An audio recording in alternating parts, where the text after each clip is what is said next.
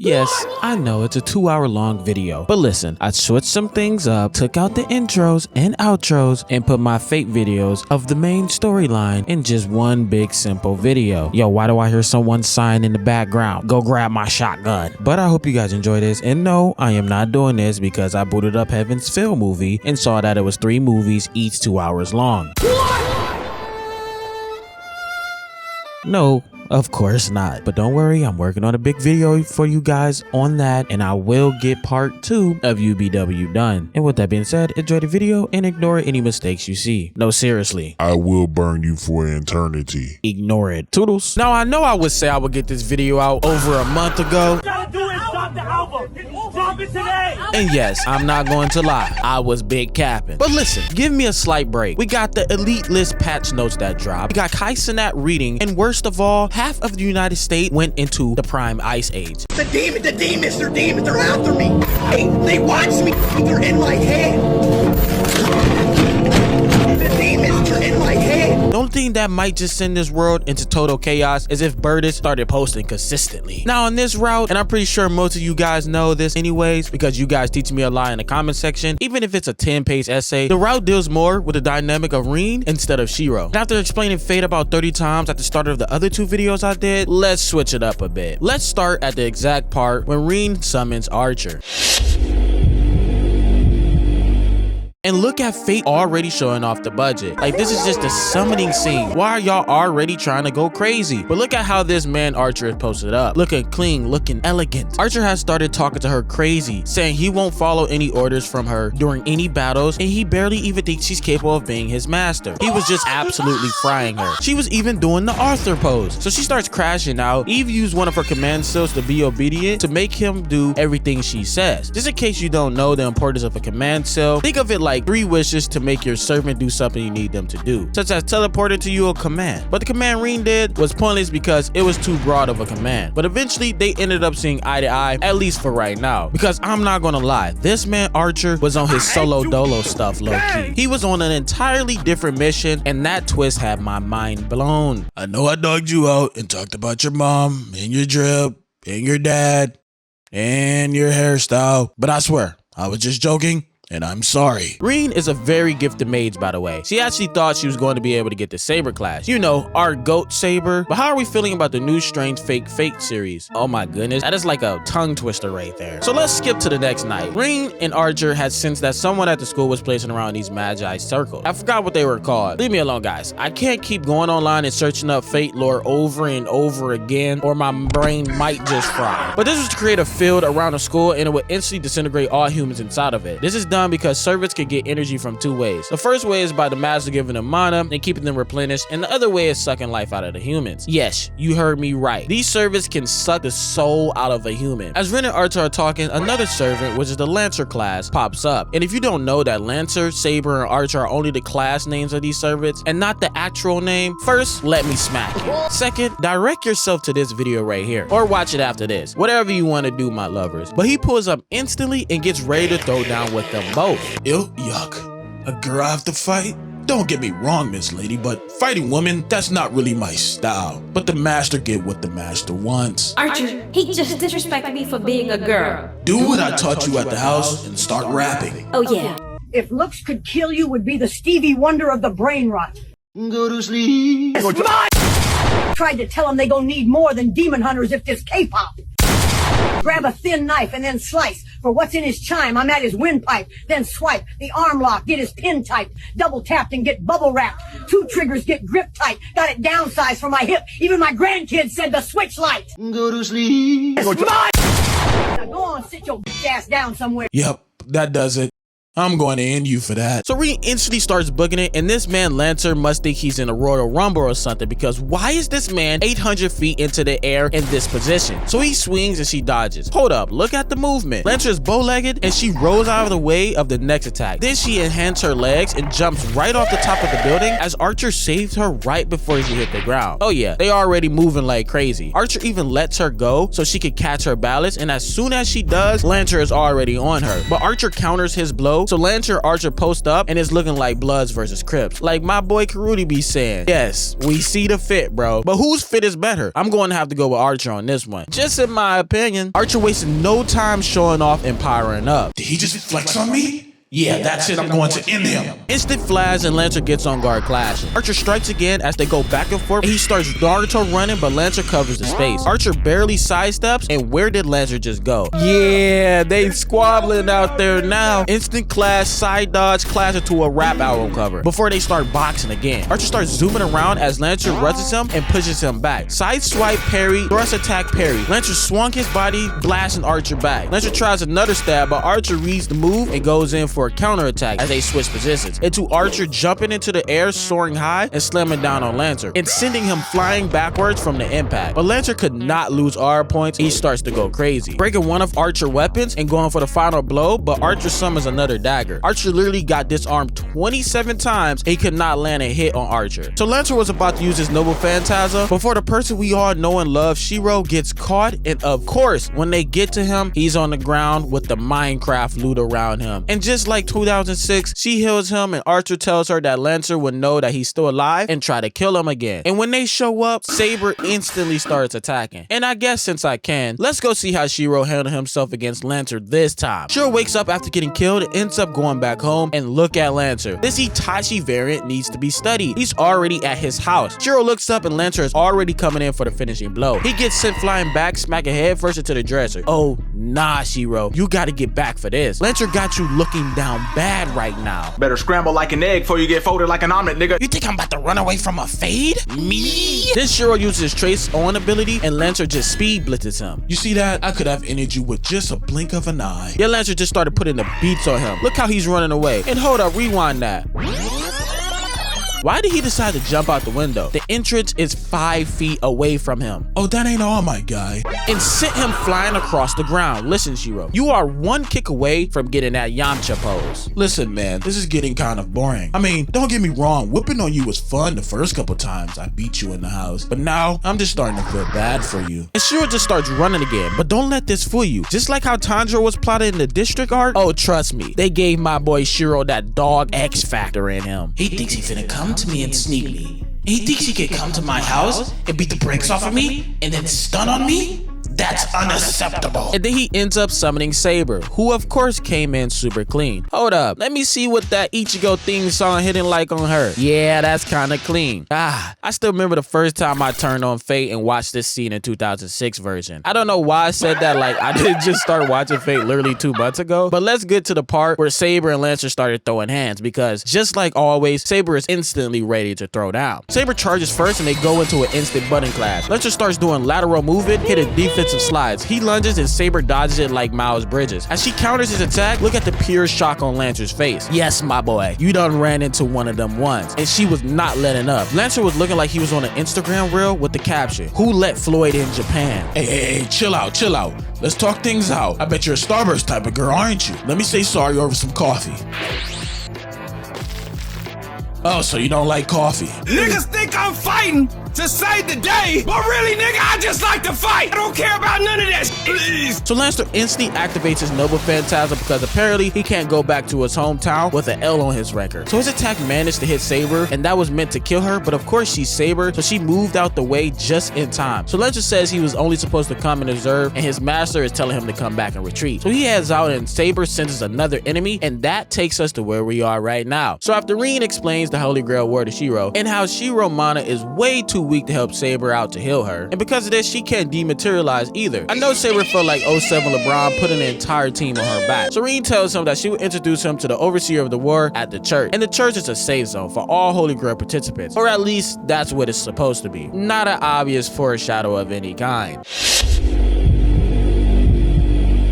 Reen, Saber, and Shiro all end up heading to the church. And let me introduce you guys to the biggest scum of them all, Kirei Kotomine. And if y'all been here since the first time I ever dropped a Fate video, then you guys know this man right here is my biggest op. 2026 op list goes YouTube and copyright claims, Key stealing views, Tovs, and finally Kirei, the man that ruined the entire last Holy Grail War, the slimiest person, just to get close to Gilgamesh. Tell me, young buck, what name do you go by? Well, the streets call me the Big S.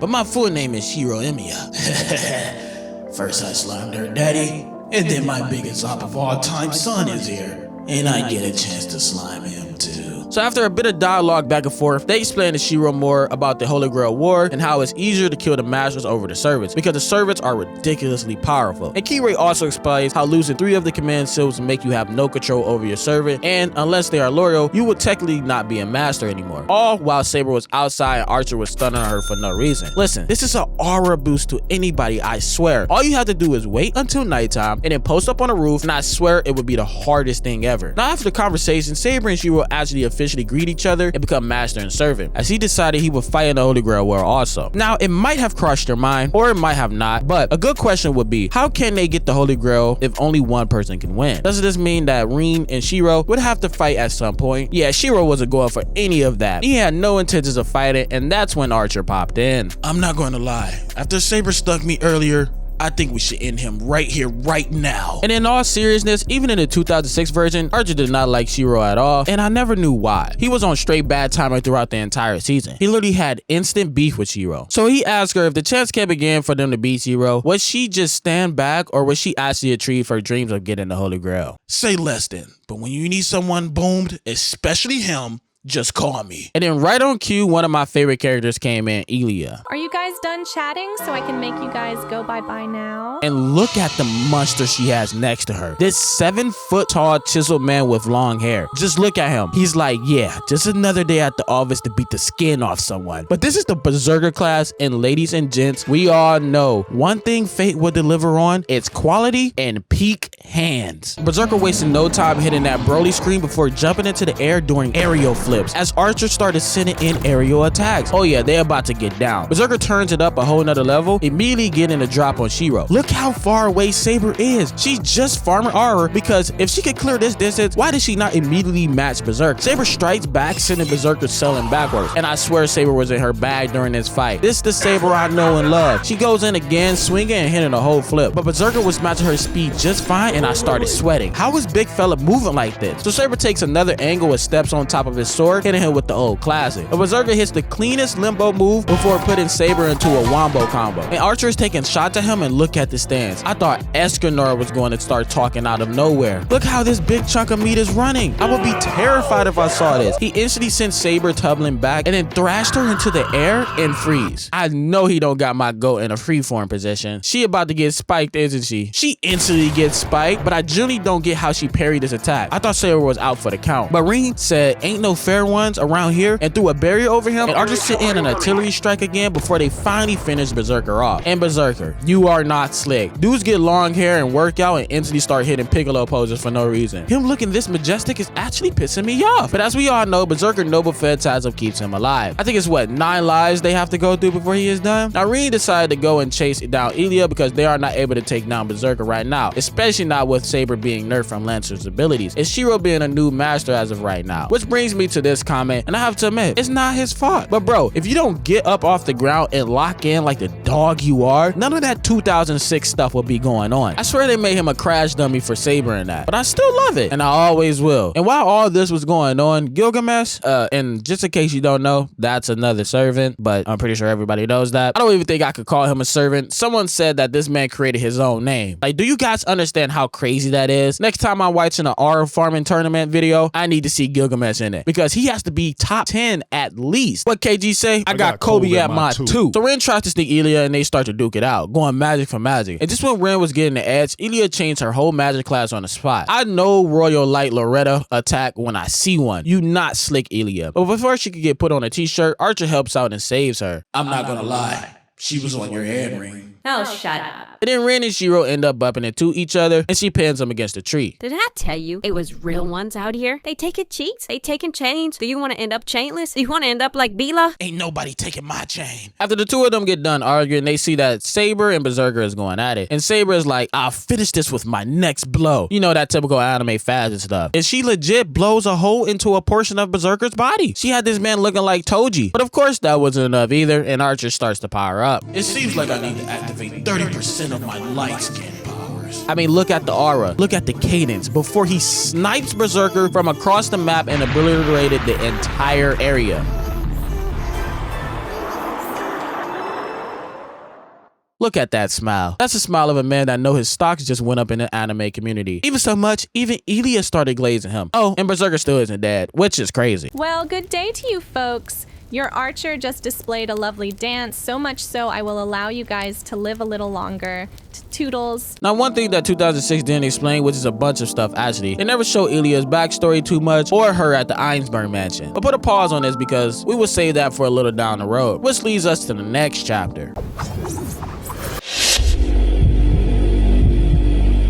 So our next threat is the caster class servant, who has been going around the city and kidnapping people, which leads to another problem is that they don't know the master of caster. Oh, and meet Sakura. I can't wait to get to that Heaven's Feel movie. I keep hearing amazing stuff about it. So check this out. Shiro apparently used to be the archer class and was insanely talented at it, at least according to side character number 72. Is this a coincidence? I think not. See, this is when my theories started really cooking. Archer and Shiro definitely have something in common or are tied together in some way. I thought it was kind of suspicious how Saber couldn't sense Archer's attack when he was charging up from far away, but Shiro caught on to it and moved her out of the way of the attack. But back to the Castle situation which Rin and Archer were dealing with. Castle was out here like Scarecrow in Gotham. Look at these poor people getting hit with silly gas. So Castle had a net all over Ryudo Temple, which is her dwelling place for right now. And Archer is still going on about finishing off Shiro. Like, bro, Archer, what is your problem? He hasn't done anything to you. The amount of natural hate this man has for Shiro must be studied. This is like Ichigo meeting Grim Zhao, Mahito versus Yuji type of on-site type of hating. I bet if Rin didn't have a command seal, the first thing that Archer would do is boom Shiro. I know what it is. He's mad because he got Saber as a baddie on his side. Now apparently the one girl from the Archer class has gone missing, so all after school activities have now been canceled. And one of the culprits named Shinji, who is Sakura's brother, ends up getting mentioned. So Shiro goes to ask her a question and she obviously doesn't know anything about it. So after the talk, Rin pulls up on Shiro because she's tired of him not taking the Holy Grail War seriously because he keeps walking around carefree without his service, so she starts attacking him. And Good Buddy was running for his life, and she was not joking around, unleashing a full attack on him. She even dropped a grenade into the room to force him out. And of course, the NPC is still at the school, and they hear her scream and go check it out. See her on the ground almost dead. And before Rin almost got caught slipping, Shiro blocks the blow. So this forces Shiro to go into the woods alone while Rin heals the girl on the ground. And this was just another butt whooping. But meet the rider servant that Shinji now controls. But yeah, she was about to start beating him like a piñata before Rin came in and saved him too. So Ryder dips out. So now they both know that it's another master at the school, and they plan on sacrificing all the students in the school to make their servant even more powerful, which makes Shiro and Rin partners for the long run. Also, Saber starts to teach Shiro how to defend himself, and then Shiro and Shinji run into each other, and of course he admits he's one of the master and wants Shiro to team up with him. Listen, this man is such a coward and a fraud. Like, hurry up and pack this man up. He was pissing me off in 2006 and in the updated one. Like, the way he was trying to act so cool and above everyone just to immediately get scared and start running. But Shiro denies teaming up with him, and he tells him that him and Rin are already working as a team, which leads us to later in the night. This man Shiro ends up getting captured by Caster. I mean, I can understand her using threads, but I swear these threads are like miles long because I know for a fact Shiro's house is not even close to the temple. But it's looking really rough for Shiro as she started sucking the mana out of this man. Yes, you heard me correct. I did not stutter. Matter of fact, I wouldn't mind if Caster came in. So anyways, before she could kill him and take all his mana, Archer shows up and saves his biggest op in his head. And Saber did catch on, but she had one of the assassin servants in her way. I know you not out here trying to suck the mana out of this man.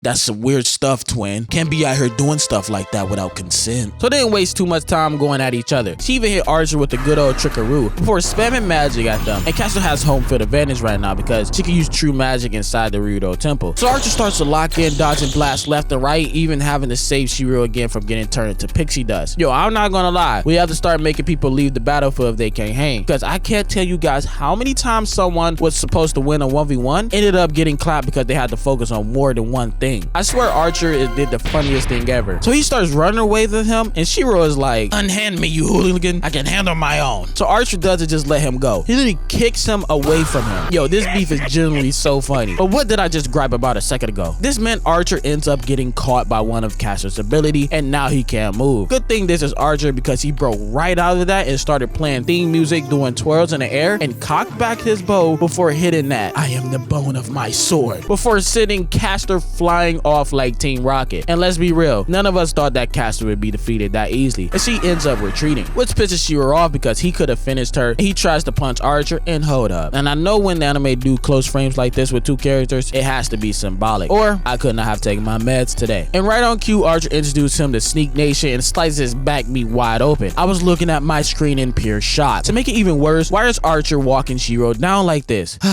Go ahead and play it. Get up! Bro, Archer was not moving like this in 2006. He was talking like it, but now he's showing it with action also. And on his very last swing, Shiro ends up tripping over the plot rock and falling down before Archer could finish him off. Boy, I swear I sound like a broken record. How many close calls have we had with someone getting saved? I haven't seen this type of plot since Tanjiro and his plot breathing. It also doesn't stop here. Since Caster had retreated and Assassin doesn't feel the need to attack Saber anymore, and since he's a man of his word, he wasn't going to let Archer attack them. This is because Saber dodged his best attack, and if she could do that, he would let her escape. So Archer just ends up getting busy with Assassin. And do I see this Assassin in any other Fate series? I surely think this is my favorite Assassin servant that I've seen so far. I mean, look at the sword in a drip. I might be a sucker for long swords or something, because even in For Honor, I like Kinsei. And yes, I know For Honor is a toxic game. The following day rolls around and just listen to this. I don't know why. I was just remembering some moves.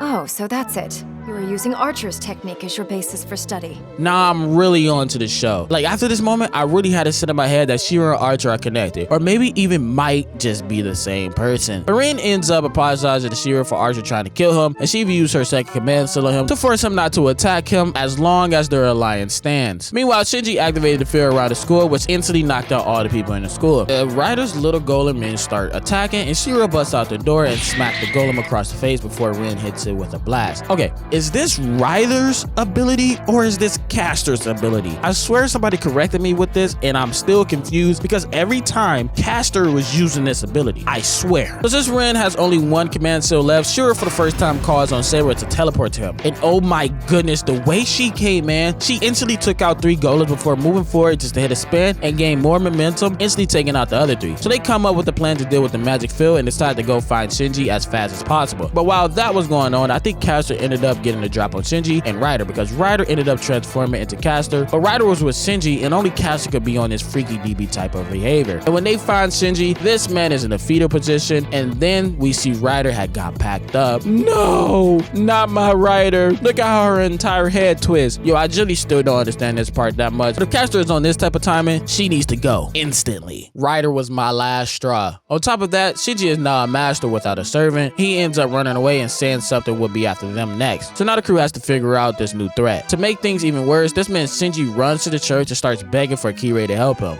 Oh, 2 of my least favorite people in one room. I'm literally getting angry and sweating as I'm looking at it right now. But you know what Kirei says? This man says, "Did you say Shiro Emiya is one of your ops? Well then, young man, I have a second opportunity for you. Lucky for you, it's one more servant left that can help you out." Yo, I'm about to flash out. Both you and him need to get away from this war, especially you, Kirei, because an overseer from the church and having Lancer do your dirty work is cheating. So he comes up with a theory that one of the other masters has to be at the school because of the attack on Shinji, and that Caster does have the ability to control her master without them even knowing, and a prime suspect that she thinks is Issei, because he also comes from the school near the Ryudo temple. But one problem, this is Shiro's best friend, and the only way you could tell if someone is a master is through mana sensing or the command seal's mark. But if even the master doesn't know they are a master and are just being used as a puppet, which is what Rin is saying, then it makes it even more hard to tell. So you know what Shiro comes up with? I need you to take your clothes off now. Hey, yo, like imagine just living your life in class and then like all you hear is the door open and close, and Kevin comes in talking about some, I need you to take your clothes off now. Do you know how fast my heart would drop? It's like, what can you do? Just accept your fate? So he literally takes this man's shirt off, and the good thing is he's not a master. The bad thing is Shiro just caught an assault charge and he might low-key be cooked. A few days later that Issei and Shiro are talking, he tells him that the teacher Kuzuki has actually been living with him in Ryudo Temple for the past 3 years. And that's when Rin busts into the room because she had actually eavesdropped in on the conversation. He starts to explain to the both of them that he finds it odd that out of nowhere a woman came and Kuzuki said that they would be getting married. Rin then comes up with a plan to follow him home and to do a test to see if he's Caster's master or not by shooting him with a Gondor shot. Did I say that right? Gondor is Gondor? I'm pretty sure I said that right. Like, what could possibly go wrong on this stakeout mission? Nighttime falls and they start to set up for the ambush. And I have to throw this in, but Ring did not bring Archer because she doesn't want him anywhere near Castor. So Kuzuki comes walking down the road and Ring takes her shot at him, hitting him directly. And of course it was a trap, and the entire time Castor was already by his side all along waiting on the ambush. Now before they throw down, Shiru wanted to make sure that he wasn't being controlled. And just like last time, he says, F them kids, and they proceed to throw down. Saber comes rushing in to take out Kuzuki and he parries her entire sword. Speed blitzes around her and chops her neck with his hand. Oh nah, is that what I think it is? Hold up, ref, flag on the play. Is this man hanging with a servant? No, Saber just gotta be playing. Continue. Is Saber getting choked out? Do my eyes deceive me? She slices down and he sends her head first into the ground before booming her into the gas station. Look at the utter shock on Shiro's face. This is like watching the best fighter you know in real life get instantly bodied. I bet this is how the Z-Fighters be feeling when they see Goku get worked. And that butt whooping ain't stopped with just Saber. He was handing out hands to the entire team. First Ring got the beats, one hit, one shot. Shiro comes in and starts swinging wildly, getting a quick two-piece. Oh, I thought I saw a biscuit for a second into a Shogun. And this man summons in the same weapon as Archer. Oh my gosh. Hold up. Give me a moment of silence. I need to breathe. But yeah, Castor and her master end up escaping. Let's head over to this man Shinji and the servant Gilgamesh. And we all know this man Gilgamesh gets down. We might have to make a dedicated video on Gilgamesh because he is that guy. But this is the new servant that Shinji was promised by Kirei, and now we are all generally cooked. That being said, the effects of him summoning those daggers are not setting in and he's losing the strength in his hand, even dropping dishes multiple times. This caused Archer to come and pull up on him and help him out. He basically healed his magic circuits, or in other words, stabilized the magic circuits, and he tells him that once he had this happen to him. Okay, that's it. It's obvious that these two are the same person. Normal bus, normal bridge, right guys? Wrong. Is this the night bus or something? So Castor had trapped them in her magic field because she can't do any fair fights at all. But I guess that's on brand with the Castor class. But she has actually captured one of the homegirls and taken her as hostage. She wants Shiru to become her puppet because she was fascinated by his magic circuits. So he offers her his hand to have her released, but Saber wasn't going for it, attacking Castor. But Castor pulls out Rule Breaker and stabs her with it. Long story short, she basically just hijacked Saber, and she is now the master over Saber. And she was just like, alright, that's even better than this bum lady, and gives her back. And to make things even worse, she orders Saber to attack Shiro, and she ends up stabbing him, and it's looking like GG's. I swear someone's about to get put into a Fortnite lobby. But Archer, once again, comes in and lights up the sky and saves the day. So Shiro ends up losing Saber and is now not even considered a master.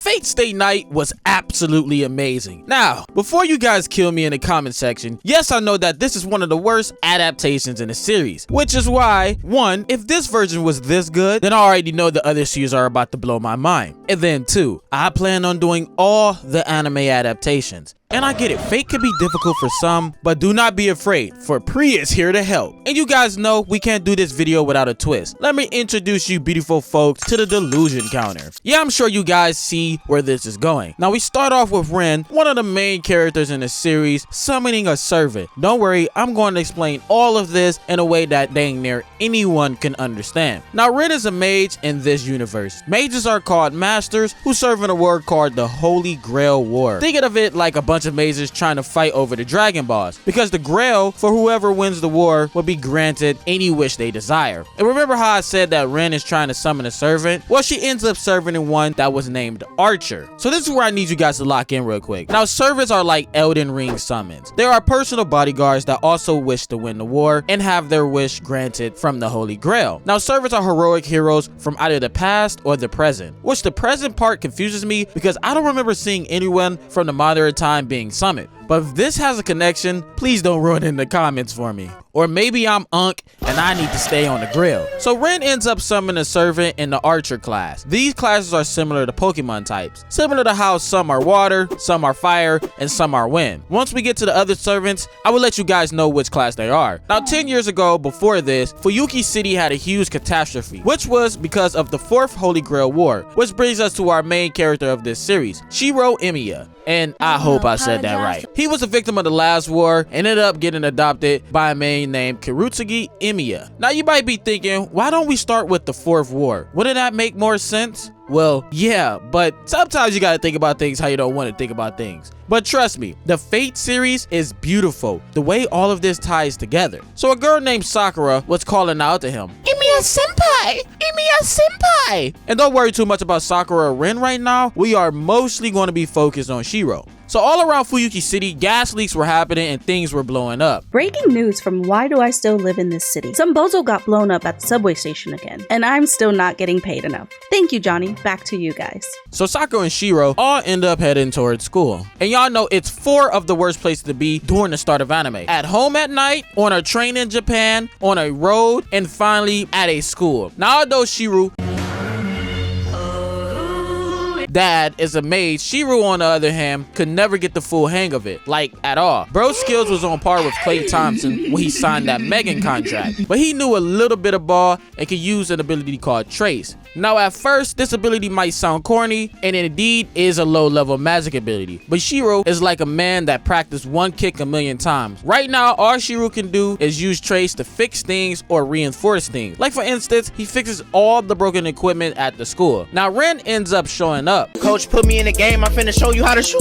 My brother say he got Verizon, he got Boost Mobile. And yes, Sakura, Ren, and Shiro all goes to the same school. And oh, before I forget to mention this lady right here is Kiritsugu, granddaughter, and also the teacher at the high school. And how did Shiro make it to class before her? Nah. Where was she at? So Ren was up on the roof of the school, and they're serious, do I just not know culture, or does every single anime building look exactly like this building? But her and Archer were scouted for another master, or aka a mage, but we will stick to masters, who also has a servant and wants to win the Holy Grail War. Now there are certain rules to this war. The main 2 are 1, no fighting in daylight, and 2, no one outside of the Holy Grail War should ever see the servants or witness a fight from the Grail War. Any witnesses must be eliminated. So not only are gas leaks happening in the city, but also a person is going around murdering people. Now Shiro has got all this motivation from his father and wanted to take his father's dreams and save everyone. Well,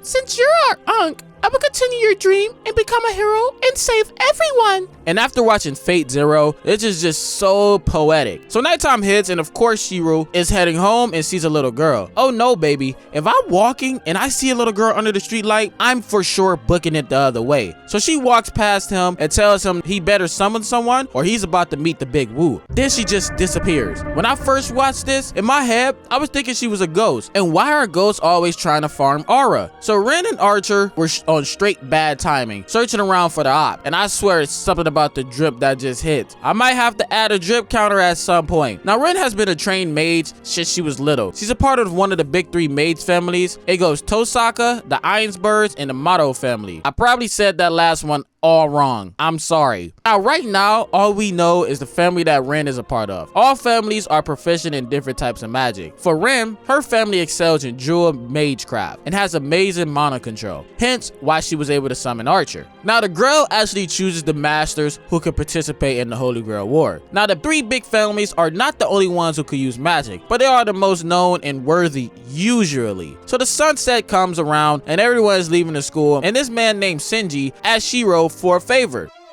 Yeah, dude, the dojo's like totally trashed. And dude, I would do it, but you know, I got the ladies with me and they can't see a king like me doing that. Anyways, you don't mind doing that, do you, dude? This is crazy. Then we hear the worst thing known to man, a group of girls laughing at a dude flexing on you. Oh no, see the way I operate, I would have blew the whole school up, including Fuyuki. Everybody is dying, me included. I ain't going to jail. So night 2 comes and Ren is sitting here farming clips, and then another servant shows up. Now this is the Lancer class, and look how he's sitting here looking clean. He for sure has one of the cleanest fits. For me, it's 2 others, and then I got Archer up there, and then Lancer. So Lancer immediately sees through Archer's spiritual form, which all the servants could go into hiding during the day and still stay next to their master. So Lancer and Archer waste no time going at each other, and guess who was still at the school? So he goes to check out the noise and sees the 2 of them going at it, and ends up alerting Lancer, who immediately starts hogging him down. So Shiro started running for his life and hit the white girl fall. I'm like, keep running, dog, why did you stop? Then Lancer pops right up on him and wasted no time packing Shiro up. So Rin comes, but it's way too late. So she decides to heal him because, well, we don't know right now just yet. But I promise, stick with the series with me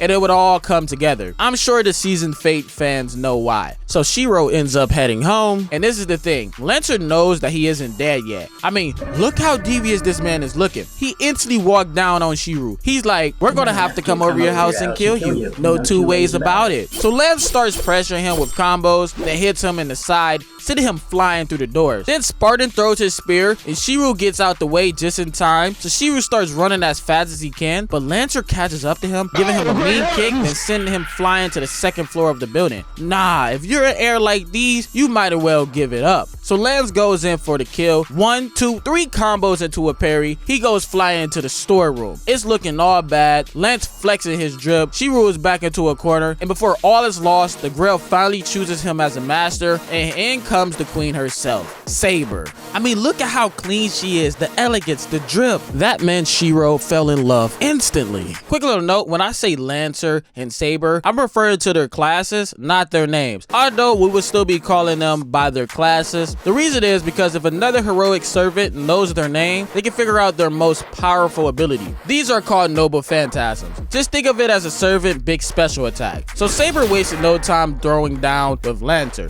They were going band for band with each other, and hold up, pause. Is Saber using an invisible sword? What type of peek does she have going on? So Lancer started trying to rage bait her to reveal her weapon, but Saber all about her business, swinging away and even pushing Lancer back. So Lancer kicks it up a notch and uses his noble phantasm and pierces through Saber's armor, who had barely just got it out the way. But Lancer Master ends up forcing him to come back. So Saber has the ability to heal exposed wounds, and now that I think of it, can all the classes do this, or is it just Saber? But Shiro, if he were actually a full mage, he would be able to heal her all the way, but he can't. But none of that matters to Saber at all, and she charges off to fight again. Like, dang, enjoy some beans and bread with me and Cincy or something. But Saber literally one-taps Archer, and I'm not gonna lie, they did my boy Archer wrong in this series. So finally Rin reveals herself to Shiro, and then they finally get Saber to stop acting like King Von. So Rin started explaining the war, and that the stigma that appeared on his hand, these are called command seals, and they get 3 of them to make the servants do anything they need them to do. Once all 3 seals are gone, they are no longer considered masters. Also, if a master is killed, the servants will cease to exist because masters provide powers to the servants. This allows them to stay in the modern world, or if a servant is defeated, they go back to their timeline, and then either the master has to go to withdraw from the war, or go into hiding, or go to the church for safekeeping. But you guys just wait until we get to the other series, because things get so slimy. So Rin tells Shiro that she's going to take him to the man that oversees the entire Holy Grail War. And this man, you guys just wait until I make a video on Fate Zero, because I have got some words for this man. So Kirei goes into more details about the Holy Grail War, and that there are 7 servants and 7 masters doing an all-out war between each other to obtain the Grail. Now, because Shiro magic is so bad, Saber can't take spirit form, so she always has to be materialized, unlike how Archer, who was invisible. So Shiro asks why don't they all just work together and share the Grail War. Oh my dear delusional child, see, that's not how this works. The servants are the key to this all. The Grail actually can't even be touched by humans because it's actually in spirit form. So only the servants can actually touch it, and then the Grail will only show itself when one of the servants remain. Then the Grail will appear and grant the wish of both the servant and the master because they are one and the same. But the thing is, the easiest way to deal with the servant is to directly kill the master. The servants are way more powerful. So finally Shiro ends up accepting to become a master because he does not want what happened 10 years ago to ever happen in the city again. So then the ghost girl pulls up on them with her serpent, and look at this 8-foot tall, pure muscular man. This is the Berserker class, and this class is exactly as the name suggests. So Ilya says to them, oh, don't worry, because you will all be dead. So Saber wasted no time running in the fight again. So Saber is over here dodging everything, running up the light pole, even running on a power line. But Berserker was not letting up on her, chases her down, so Saber goes right for Ilya. But Berserker ends up hitting Saber into the wall. Now Saber at this point in time is not fighting at her full ability, still injured from the attack from Lancer. Rin tries to jump in, but her attacks do nothing, and then Ilya reveals that this is the Greek word Hercules. So Saber ends up taking a huge blow. And you know what this man Shiro does? He runs in front of Saber and throws her out the way. Fatality. Oh my goodness, are we serious right now? Yeah, start up that delusion counter. Matter of fact, add an extra 100 points. You know full and well that if the masters die, then Saber will go away. Plus, didn't you just die not too long ago? Yeah, add another 100. That's just 3 dumb things in one sitting. Luckily, we don't have to cut the story short, and he wakes up back at his house with his wounds fixed up. And Ren said that his body must have found a way to heal itself, similar to how Saber does. So Ren tells him, like, brother, you do know this is dumb. Like, if you die, Saber would die too. This man responds with, I just don't want a repeat of what happened 10 years ago. So how are you going to stop that if you're already dead, Shiru? So Ren ends up telling Shiru that the only way that Saber can replenish her mana is by consuming the souls of other humans, which of course, Shiru automatically did not want anything to do with it. But Ren was really trying to tell him that this is a war, and when it's war, all bets are off. And just because he won't do it doesn't mean that another master won't do it. But Saber ends up sleeping to recover most of her strength back. How did she do this? Well, she's Saber, of course, so we would look the other way. And with this, Shiru and her connection started to grow stronger. This allows them to sense when each other is in distress or in danger. I mean, this man can't even focus without thinking about Saber. This is peak level of delusion. So he brings Saber into the room, just popping out with a random girl one day in the house. So he tried to play it off like she's a distant relative. Now the following day, Shiru goes back to school, and he can now sense that a person has put up a barrier around it. And we see a servant in the shadows watching, and Ren and him walk into each other again. And last night, she had told Archer that if she sees him again, this time she has to kill him, because that's how the Holy Grail world goes. So he tries to say hi to her, and she walks right past him. Now keep in mind, since Saber can't go into spiritual form, she can't always be by his side. Dawn hits, and Ren and him are alone in school, and she starts telling him, you thought I wouldn't catch you lacking? How delusional can you be walking around so carefree without a servant?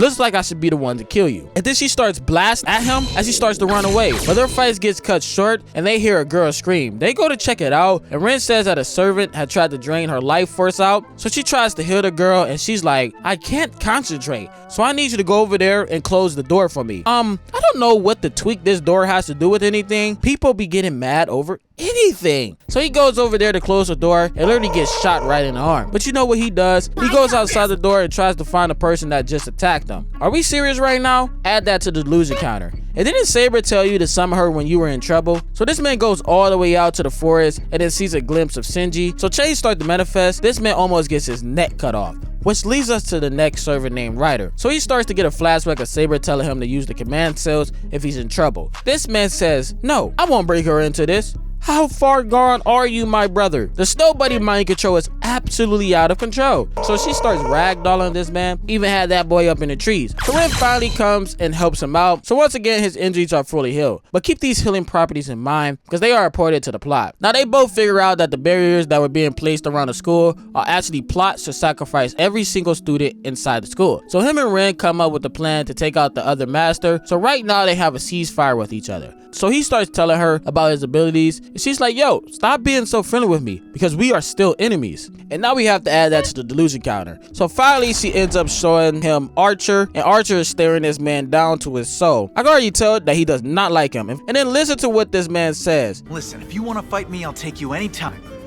You got that? You are really letting Saber get to your head, man. You have to relax. Add to the delusion counter. So Archer starts questioning his morals and his ethic and his ideology, because basically it's just stupid to him, because he's basically a kid in war right now that he does not fully understand what's going on. So Archer just starts baking him and cooking him and was trying to give him a reality check. By the way, I've only started Unlimited Blade Works when I started this script, so do I learn Archer's name in that? Because Archer said he doesn't know his name at the beginning, but don't ruin it for me. I just want to know, do I learn that? So his homie figures out that he's been hanging out with Ren. He's like, man, you have to stop hanging around that girl. And I just wanted to add this little bit in here. So Shiru and Sakura end up seeing each other on the steps. You know that little anime stuff where she started running away? It's just so funny to me. Look how she started dipping down the steps. So they still don't know about Shinji being one of the masters, but obviously we do. So they go around disabling all the barriers around the school. Renz ends up telling him to go straight home. And y'all know what he does? He senses another master and goes to explore and ends up meeting with Shinji and Ryder. And now he's cooked. add to the delusion total. But Shinji just wanted to talk to him and wanted to form an alliance. He ends up telling him that it must be a fourth master in school that they don't know about, and that in the Ryudo Temple, a bunch of people have been missing, and Shiro obviously sees that this is a trap to lure out other masters. So finally Shinji says that the only way they would work together is if he goes and kills Rin. So that's where negotiations end. Later, him and Saber end up getting into a little argument because she wants to go up there and actually take care of the other servant. But he doesn't want her to get hurt at all, and she's like, man, I cannot be serving a master that is afraid of my safety when the whole point of this is for me to protect you. But Saber ends up going later that night anyways on her own. She ends up coming face to face with the servant in the assassin's class. So they start going at it, Saber rushing in first, their swords clashing and swinging right and left. So this makes Shiro wake up because he could tell that she's in trouble. He goes to look into her room and she's not even in there. So he already knows where she went. So Saber gets blasted back and hits a little flip and gets right back into it. He was low-key moving real clean on her, had his eyes closed and everything. So the assassin goes in, uses Noble Phantasm as she barely gets out the way once again. But while this was all going on, this was a distraction for the other servant rider. So Saber starts charging up her attack, but before she could release it and flex on everybody, the assassin backed up and told her, save your swing, because somebody's spying on you right now, but if you cross this temple's gate, I will have to fight. But my master has ordered me specific instructions. With that, Saber passes out because she does not have enough mana. So eventually Saber ends up training Shiro in the sword combat so he's not too worthless. And they do this for a couple days. And then Elia pops up on him, and I'm pretty sure she's a part of one of the big three families, and this little girl is crazy. I'm not even gonna lie. She's like, please hang out with me. Like, no? Were you just not trying to kill us a couple days earlier? Yeah, add that to the delusion counter. This little girl right here, her delusion might be on par with Shiro. So they give us a little backstory of her and how she was always locked up inside of the castle. And yes, once again, I finished Fate Zero, so you guys know if you know, but let's save it for the next video. For the people that don't know, I swear this series is so beautiful. So eventually he ends up managing to open his magic circuits, which are basically what gives him the ability to use magic. Think of it like Chakra and Naruto. If these points are closed off, then they are basically just as vulnerable as humans in this universe. So Archer pulls up on him at night and starts congratulating him, but still hating on him at the same time. And I know there has to be some connection because no other servant is just popping up on him consistently and keep telling him he's just a dummy. So he starts doing more training with his reinforcement ability to strengthen it with Rin. So Shinji ends up calling him and telling him that he better come to the school very, very quickly. So he gets tricked and goes to the school and sees all the classmates laid out. Now Shinji was actually trying to put them against each other, and it ended up backfiring because they did not betray each other. So now he has plans to kill Shiro. So Ryder comes in and starts swinging at him and hits him in the arm again, and then the other arm, and then the leg, and then the side, and then he gets down on the ground. So she goes to finish him off, and one of her blades breaks, and I'm pretty sure he used reinforcement right here. And then he gets a heavy kick to the gut and kicked out the window. So his life starts flashing before his eyes, and he finally summons Saber. She comes in real smooth, hitting a little two-spin. Nah, Saber, you know good and well you ain't have to do all this. So they locked in, Saber throwing him out the way, and they clash together. And alright now, Ryder, I see the gymnastics right there. So Shinji's not the fighting type, he's really a dummy and a coward, and starts running away from Shiro. Ryder had chained up Saber's hands, but this is Saber we are talking about. She speed blitz Ryder, clashes 1 all the way up into the air, clash 2, hitting each other with combos and swinging inside the small corridors. So Shiro catches him and pins him against the wall, and he ends up forcing him to make Ryder shut down the barrier. And he's like, hey, give up the command seals and I'll let you go. So Ryder zooms past and ends up saving him. So Ryder stabs herself in the neck to release her Noble Phantasm, and this is just part 1 of it. It levels out the entire 4th floor of the school, and we start getting more flashbacks of Shiro's childhood when he was found inside the rubble of what happened 10 years ago. So Saber and him end up going to the park, you know, doing little couple-ish type things. And yeah, I understand that people didn't like that he fell in love with Saber, but like, it wasn't that bad at all to me. So they look over, they see a couple sitting on the bench, and Shiro was acting all scared and stuff, and Saber was like, yo, just rest your head on me. You see, if it was me, I would have laid right on her. And why did they stay here that long? It is dark time now. So they end up running into Ryder, who was waiting for round 2, and of course, once again, Saber goes right in and they box on the side of the building. That's so clean right there. But Ryder gets a clean kickoff on her, but Saber luckily recovers just in time. So he's using the elevator and everything and starts running up the roof. And look at this little sneaky girl in the back. But this comes full circle because something happens here that's absolutely insane. So Ryder ends up bringing out her Noble Phantasm right on her Pegasus. And Saber hits her with the AoE attack, so then Ryder starts charging at Saber again. Shiro finally makes it to the roof, and I am sick of this man. He starts running towards Saber to make her get down, but she does a little and starts charging up her attack, expelling all her mana, and Ryder ends up charging up her attack too. So finally, we see Saber's Noble Phantasm. She pulls out this sleek, elegant golden sword, and yes, you guys know it is the one and only Excalibur. And she blows the whole rooftop off and finishes Ryder in one blow. So Shinji ends up running off, and Saber has barely any mana left, her armor coming off once again. I'm not gonna lie, Saber is a ride or die, no cap. So now they're in a huge pickle because Saber has used a lot of her mana, and the only thing she can do is keep herself materialized in the world right now because Shiro still doesn't have enough magical abilities to give her mana. And this is because the next time they fight, what is going to happen, she's not going to be able to prepare for it. Now it's time for a backstory for Saber. Before she was known as Saber, before she drew the blade that decided kingdoms, she was Atoria Pendragon. The one that in this universe is named King Arthur. So yeah, it wasn't some dude in shiny armor, it was actually a woman that had to protect a broken Britain. And I rock with that idea so much. Like, Saber is definitely my favorite character in this series. Archer's definitely up there, he's probably third, and then there's another person that we haven't got to yet, but we're going to get to him. So when she pulled the legendary sword Excalibur out of the stone, I guess she was chosen by the gods and she had to erase her humanity, which made her suppress herself and get distant for people. But let's save the full breakdown for Fate Zero. So once again, Shiro and Archer end up having a little dialogue between each other, and Archer's like, Saber already knew that she could have replenished her mana, and she still use her Noble Phantasm, knowing that, so that means that Saber cares about you. Okay, so we need to add plus 500 points to the delusion count because he's about to go to a different level when he heard that. Don't worry, Shiro, I'm the same way. So he's at the park thinking about everything, and then crazy kid Elia comes up to him and she's like, let's play together again. But this time she was on bad timing, so she kidnaps him to her castle and then has the nerves to tell him that he should be grateful because prisoners usually go to the dungeon. So remember how I said keep that one scene in mind? Well, yeah, Elia had caught Shinji lacking, and Berserker and her got him up off the map. Saber ends up waking up, looking all around for him, and she can tell that he's far away, but he's not dead. So they go out looking for him, and Elia ends up leaving the castle. They end up going in, and it's looking way too easy to get in. The whole time, she didn't go anywhere, and she summoned Berserker, and now things are looking rough. So Archer ends up posting up with Berserker, and they're about to thrash down. He summons his blades and cuts off the connection to them, so they can't escape out. So Berserker swings down, Archer moves out the way, getting his drip ripped a little bit. He tries to go straight for the girl, but Berserker gets in the way again, cutting him on the shoulder. It is not looking good for Archer right now, but at least he got unlimited blades to work with. So he's out there squabbling with big fella, barely dodging the blows coming towards him, and look at the air impacts in the frame. So a huge hit comes down on Archer, he tries to parry it, and ends up getting slammed into the wall. Oh nah. So Archer starts doing some crazy stuff, transforming his sword into like a bow and arrow. He cocks it back and blows the whole castle down, but that didn't do enough damage to Berserker. So Archer takes the fight to the roof, and before he gets packed out of here, he starts throwing his blades and making them fly, tearing Berserker up, giving them a run for his money. And then he gets wing swords, jumps in the air, flexes on them real quick, and slams down and slices him. But Berserker was still not done, smacking that man right into the wall, and for some reason, this man has a flashback of Shiro.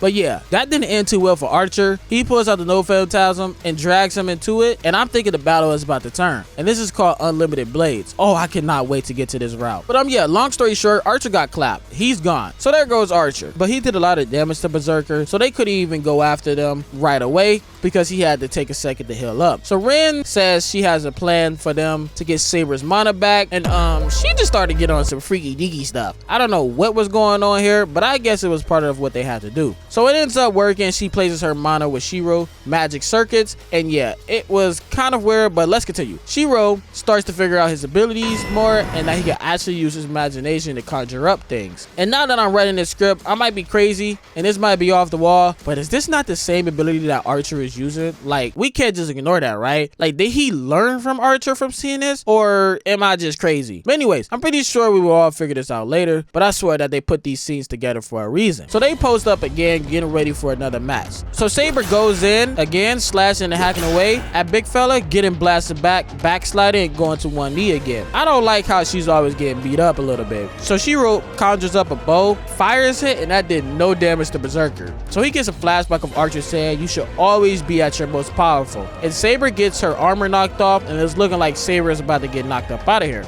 But Rig comes in and is actually able to end up killing Berserker. But one thing about Berserker is that Berserker has to be killed 12 times in order to defeat him. No wonder why Archer couldn't kill him. So Saber tries to save Ren and get him up off of her, and this man charges in head first again and gets sent into the air. So Saber sees no other option and charges up her Noble Phantasm, but Shiro ends up using a command seal so she doesn't do it and drain herself. And he ends up creating a replica of her sword and slicing this man's arm off. That man moving clean out here. So he and Saber team up and start going toe to toe with Berserker, using the powerful Excalibur to end the rest of Berserker's life. And by the way, this whole time, Casual has been looking at them and spying. That's the end of Berserker, and they end up taking Elia. Because at the end of the day, she's just a little girl that got thrown into the Holy Grail War. So we got Archer gone, we got Berserker gone, and we have Ryder gone. So Saber ends up telling Shiro that servants actually don't have dreams and that they're connected spiritually. So she's actually seeing one of his memories, and she actually confesses to him that 10 years ago, his father used to be her master. And the cause of the fire was between the battle that her and her father had. And in the end, even though they had won, her father had ordered her to destroy the Holy Grail, and she resented him because of that. And she never understood why he would want to do that, because she wanted her wish to be granted. And right now, we don't know why exactly she wants her wish to be granted, but we would soon figure that out later down the road. So they try to get the drop on Castor's master, but that's not how things worked out, and this whole time, it was actually bait.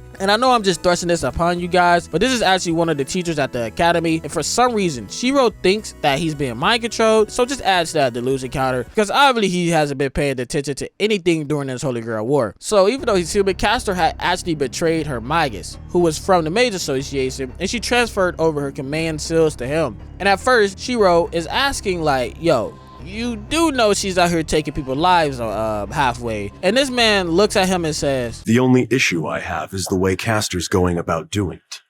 Instead of taking half their lives, it would be more efficient if she took all of it at once. Oh no, I don't know if this is delusion or just crazy, but we're going to add some points to the delusion meter. So Saber goes in to fight, and the roles are reversed. He's basically the servant, and she's basically the master, because he's fighting for her because obviously casters are really good close range fighters. It's using her magical abilities to enhance his body. So him and Saber start going at it, and he gets her with a mean gut shot, and it tries to come in and finish her off, and then starts choking her out, and then slammed her to the ground, tossing her right over. Nah, don't say Saber now, dog. Why don't you run in like you did all the other times? This dude is human. You want to run in front of Berserker, you want to run in front of Lancer, you want to run in front of Archer, but the one time there's a human body that's just enhanced, you want to sit there and watch your girl get choked out? Are we serious right now, buddy? And then he speed blitzes Ren and knocks her down. Then he breaks through Shiro's reinforced weapon, but he ends up using Archer's exact same ability. Oh heck nah, there has to be something going on with Archer and Shiro, because at first I did not realize this watching it, but now that I'm rewatching it again and talking over it, there has to be some type of connection. Is it dealing with his dad or something? Because there's no reason that we learn every single other servant's name in this, including Castor's, who is Medusa, by the way. Yes, the Medusa that turns people into stone. And we don't know anything about Archer. Am I cooking up, guys, or am I crazy? When animes leave room for you to think, I love that. When I go watch Unlimited Blade Works, I hope this stuff gets explained. So him and Shiro start going at it, and these blades are pretty strong because they didn't break this time. So Shiro just slices at them and gets hit with a quick 3-piece, making him back up with the next blow. He tries to go in and slice, but the dude backs up, hits him with the right hook, and they go back and forth. So Castor offers a proposal of a truce with them and another option besides fighting. She says she knows how to call for the Holy Grail without having to kill each other. It says she figured out how the Holy Grail works. So she says that she would sacrifice every single person in the city to use them for their mana, but even this wouldn't be able to keep it working indefinitely. So the key component is that a magus, aka a master, aka a magician, would need to be sacrificed. So she's like, well, why don't y'all be the sacrifice? You're going to die anyways. But then they disappear, and guess who's at home? No servant to protect them.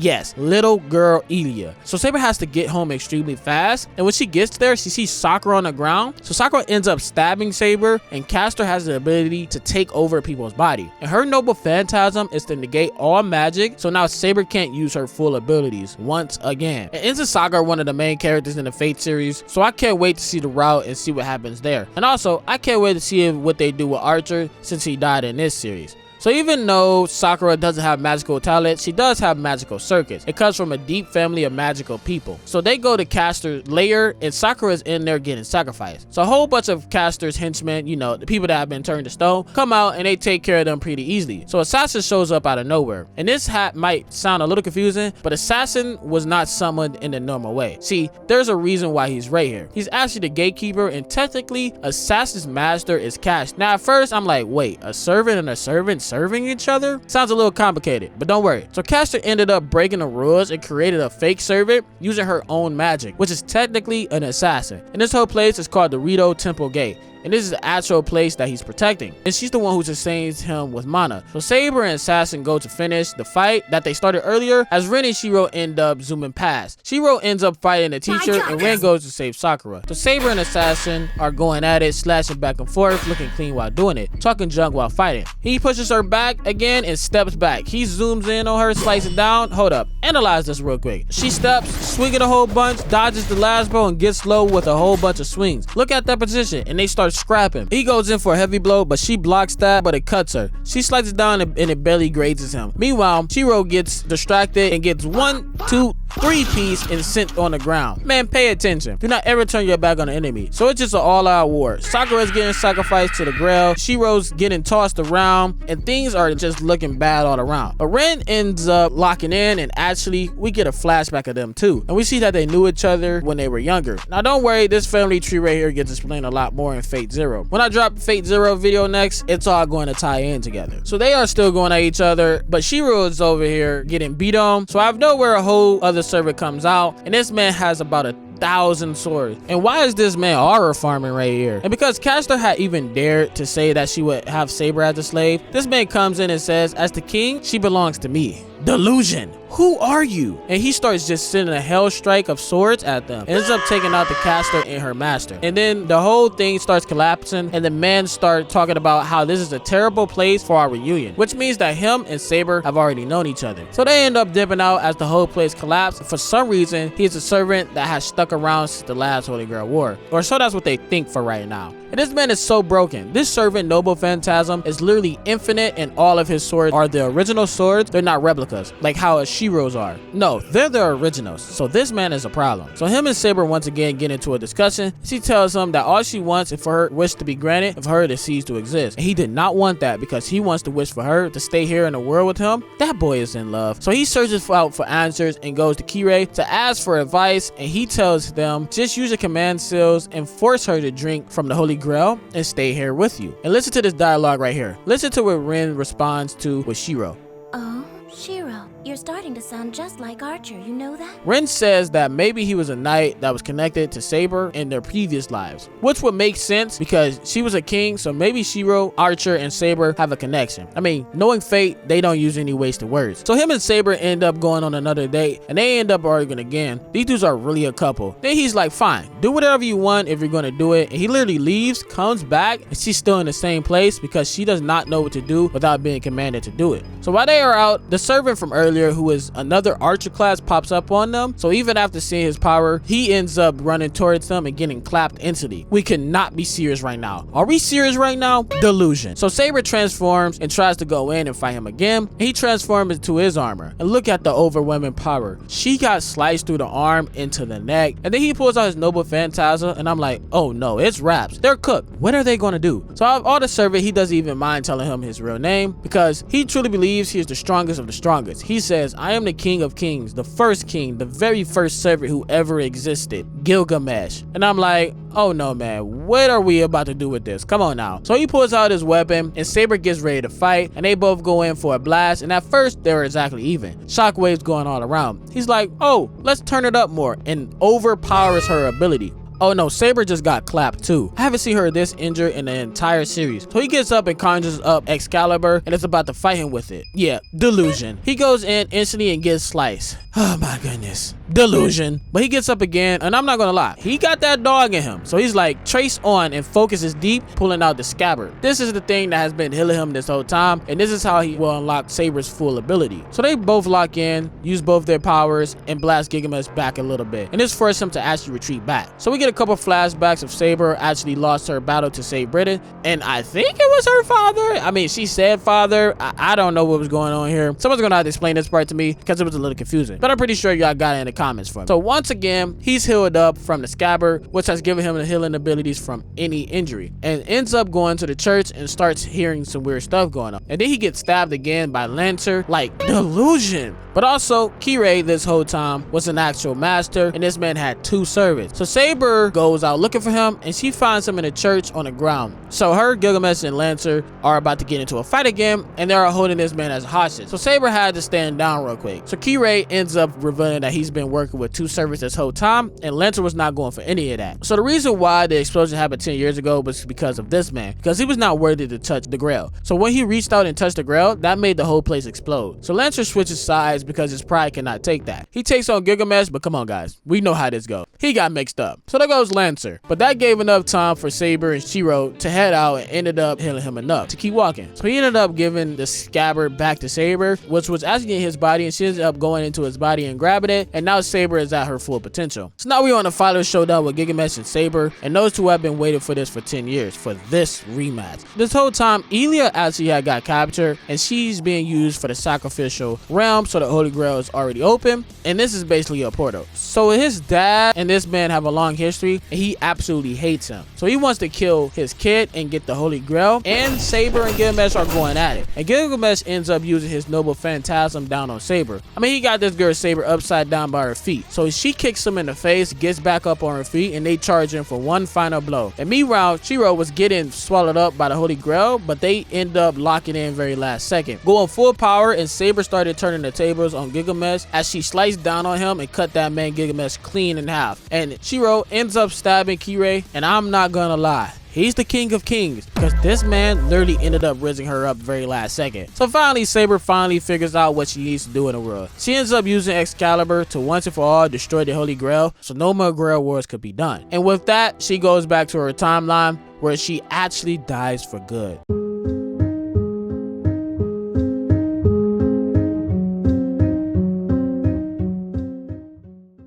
Alright my beautiful folks, we are now on the Fate Zero route. If you haven't checked out the last video, don't even worry about it, because this storyline takes place 10 years before, so you can watch either one. But for those who are new, let me explain really quick what this entire plot is about. I will be quicker with this one because I did explain all of that in last video, but I will make sure to tell the important parts. So a war called the Holy Grail War, it is between 7 servants and 7 masters. Servants are heroic heroes from the past or the future, and masters are typically all magi, more commonly known as people who can use magic. Now the reason this war happens is because the Holy Grail chooses who it thinks are worthy to have a wish granted from the Grail. The only way this wish can be granted is if all the other masters and servants are discarded. Now our main character, Kiritsugu, just had his daughter named Ilia born. This is also the man that adopted Shiro Emiya, who was our main character in the 2006 Stay Night route, which means that Ilia and Shiro are technically related, just not by blood. Now, Kiritsugu ended up marrying to the Ainsburn family with a lady named Irisvale. Now, a man named Kirei also has been chosen to join the Holy Grail War. He talks with his father, the pastor that oversees the war, and with a man named Tokiomi Tosaka, the father of Rin from the Stay Night route. 2 things. 1, I swear, when I first started watching this, I could not get Kiritsugu and Kirei names to the right person. I swear they look the exact same at times. And 2, this is legit like one big family war if you really think about it. So Kirei asks, wouldn't it be a problem that my father is the overseer of the war and I'm his son? So Tokiomi explains to him that he does not care about all of that. He is all about getting to that money and winning the war. He wants to ensure that the Tosaka family wins, and they have a long history of quality mages and a deep connection with the church. So the whole plan is to pretend to be enemies while their entire time time, they would be rigging the playing field from behind closed doors. And yes, Tokiomi is also another participant in the Holy Grail War. So he tells Kirei that he needs to go to Japan and study magic and become sufficient enough to survive in the Holy Grail War, and that in 3 years the war would start. And before this man had just lost his wife 3 days ago. Like, I understand giving someone a new purpose or a new way to live so they don't just fall out and crash out, but dog, only a few days later though? So I'm already seeing how dark this is about to get. And trust me guys, stick with the plot because I don't care what a single person says. Fate Zero is a 10 out of 10 anime. Generally had me staring at a fridge for 2 straight days. Now, 1 year before the war actually goes down, we meet another man named Kariya.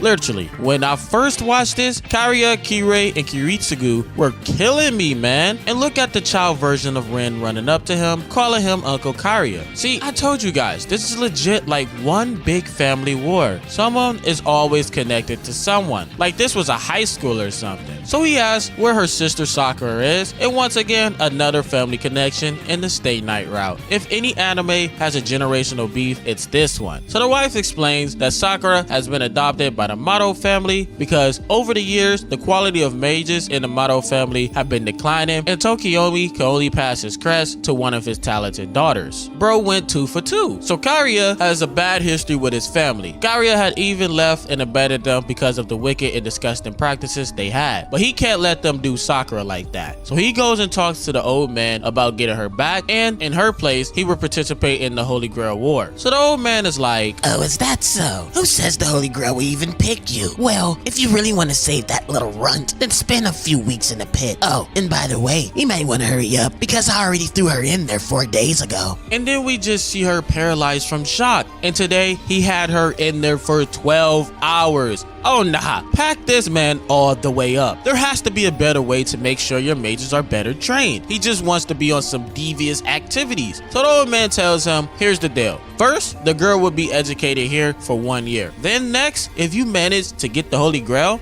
then I will let go of Sakura, and finally, start by staying in the pit for 1 entire week. Ref, do something. This man must be stopped. So now we get to the present day, and the teacher was pissed off because of a student named Waver Velvet, a future master in his route. And I know the routes might sound confusing, but think of it like a video game that has multiple separate endings. You have a main plot, and that can change based off each playthrough and perspective. Similar things happening, but different at the same time. And for Fate Zero, literally think of it as Zero, the start of Fate routes that branch into the main anime plot. So the teacher starts joning on him in front of the whole class. So Waver heads out and ends up running into the mailman, who gives him this mail, which was meant for Kana, which is the teacher from earlier. But he ends up stealing the package. He goes to the library and starts figuring out about the Holy Grail War. There's 7 heroic hero classes: Archer, Saber, Lancer, Rider, Assassin, Caster, and Berserker. An all-out war to fight to the death to obtain the Holy Grail War. So he decides to join the war, and this man is on full fraud watch. So Kirei has the assassin servant at his service, and this is when the mind games begin. Tokiomi and Kirei have now set their master plan into motion, and first they need to get all the information they can get on everyone, and a hot target pops up on their radar. This is none other than the man Kiritsugu, and this man is known as the Mage Killer. Tokiomi starts talking about him like the boogeyman. I don't want to meet nowhere. Pull up in front of my house. Matter of fact, you ain't even got to pull up in front of my house. Pull up in front of the motherfucking precinct and let's bang out. Right down the block. You know where it's at. You study my whole neighborhood. Or pull up in front of the Kmart and let's bang out and let's do it on camera. I throw my life away and you throw your life away right now. Right now. Let's do it for the camera. Right now. And if you win, I'll make sure I got like $70,000 in my pocket. If you body me, you can take the money. Right now. I hate you, nigga. He's bombed places in public. He used poison in public. He even blew up an entire jet because his ops were on it. But let's slow our roll. The backstory will be done. But on the other hand, Kiritsugu also had information on both of them too. Also along with Kariya and Kana. But he deems Kirei the most dangerous and worrisome of them all, instantly putting respect on him. But they both knew a dog when they heard one. So after a week, the girl actually does choose Kariya to participate in the war. And look at how the bugs are crawling in this man's veins. So the scabbard, if you guys know or watched the last video, it was in its full form before anyone had put it inside their body. Iris Veil was actually created as basically a sacrifice for the Holy Grail. She's not a full human, and once near the end of the war, she will actually become, or more so, fused with the Holy Grail. So her entire life is meant for her to basically just die. In this universe, she would be considered a homunculus, which means a man-made object created for a specific person, usually with magic. So before Kiritsugu put the scabbard inside of Shiro, he put it inside Iris Veil. So everyone started summoning their heroic summons, and they were coming out super clean. Waver got a rider, Kairia got berserker, Tokiyomi got the archer class, whose name is Gilgamesh, and Kiritsugu got a saber. So Kiritsugu was outside playing with his daughter, and to Saber, she thought he was a man that was colder than that, not really able to capable of doing things like this, because Kiritsugu hates every single thing about the Holy Grail War.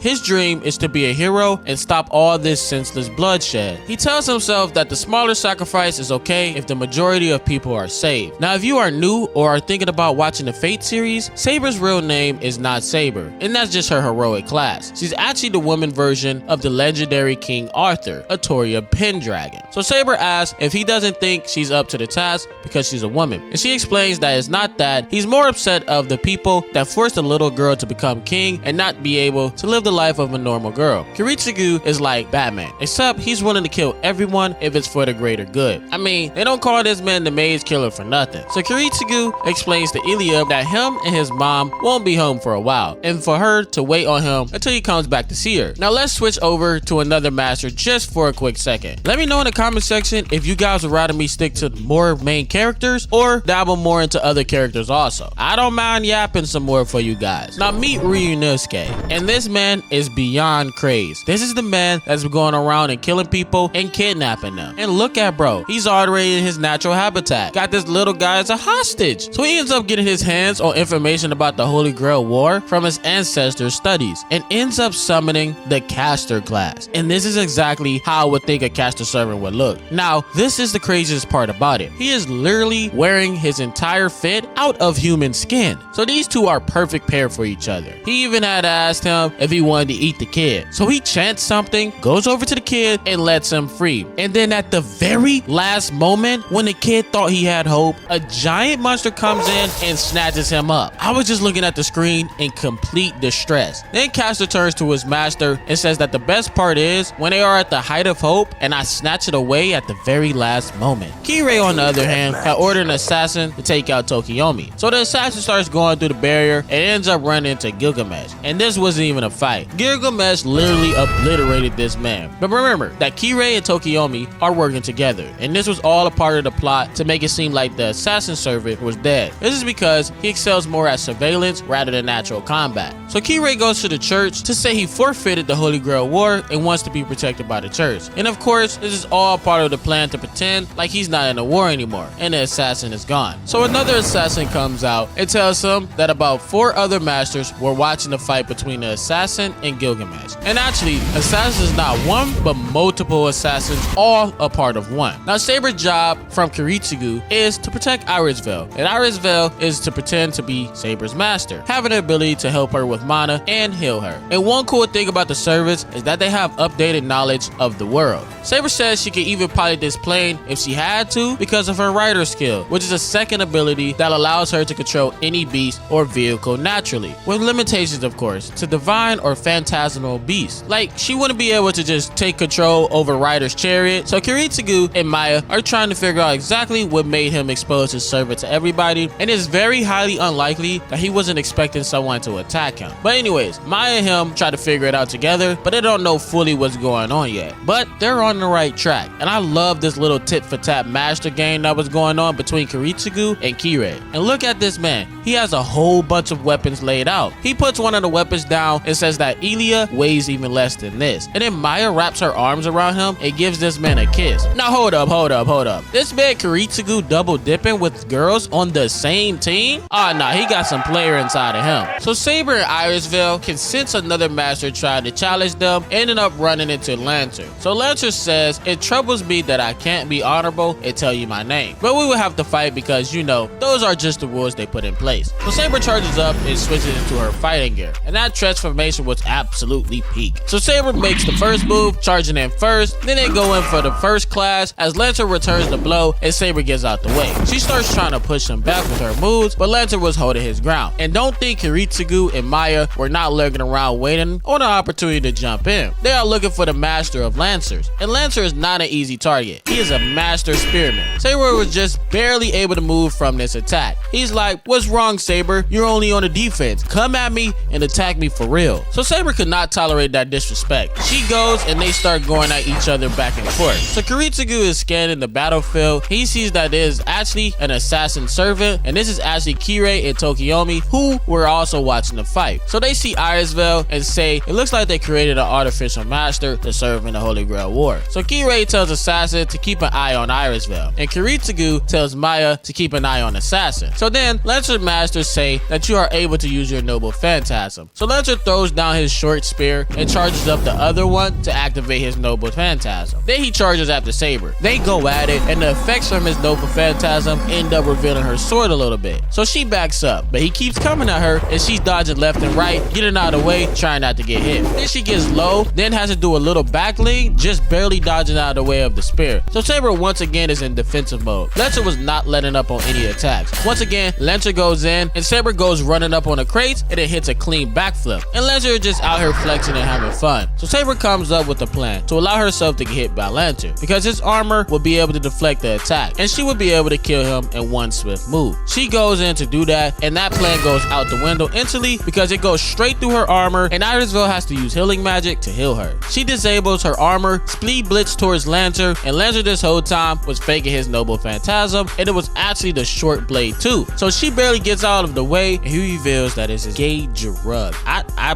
probably said that wrong. So his red one destroys magic, and his yellow spear curses the user so they can't even heal with magic. Saber made a really bad play, honestly. So now Saber finally knows exactly who he is based off his noble phantasm, and I'm not even going to try to pronounce the whole thing. And this is from Irish mythology, and basically it's a love curse that makes women fall in love with him. And take note of this because it will affect another character in the future, and it's going to create a lot of problems doing this zero route. So before they could go right back at it, Ryder and Waver ended up coming in and crashing the battlefield on top of his chariot. So I'm sitting here like, there's no way they're about to do a 3-on-3 battle. This is getting crazy. So the Ryder comes in talking about what if you guys just give up and work for me and my army, and then we just share the grail together because I am the king. So they're both extremely pissed off at Ryder for even offering such an insulting plan. We have to remember, guys, Saber was the king of Britain, so she cannot stoop down to a retainer. This is just complete blasphemy. So Ryder was like, wow, you're the king of Britain? I didn't expect the legendary king of knights to be a little girl. So Saber says, how about we fight then, king of conquerors? And that right there is why I absolutely love Saber. She doesn't back down from anyone. She's always trying to catch a fade about whatever and whenever. I'm just saying, if you're a blonde head, Saber needs to be one of your idols because she might be the greatest blonde of all time. So finally, Lancer's master comes out from the shadows and shows himself. And if you guys remember, Kanoth is actually the teacher of Waver. And Kanoth is like, oh, so you're the one who stole my stuff and then summoned Ryder. So Ryder was supposed to be mine, technically speaking. And Ryder is like, this is my one and only true master because unlike you, he rode out here to the battlefield with me and you're hiding in the shadows. And guys, he actually dragged this man into the war. He did not want to pop up on them. And then everything just got worse and more intense. This man Gilgamesh pops up. He's like, wait.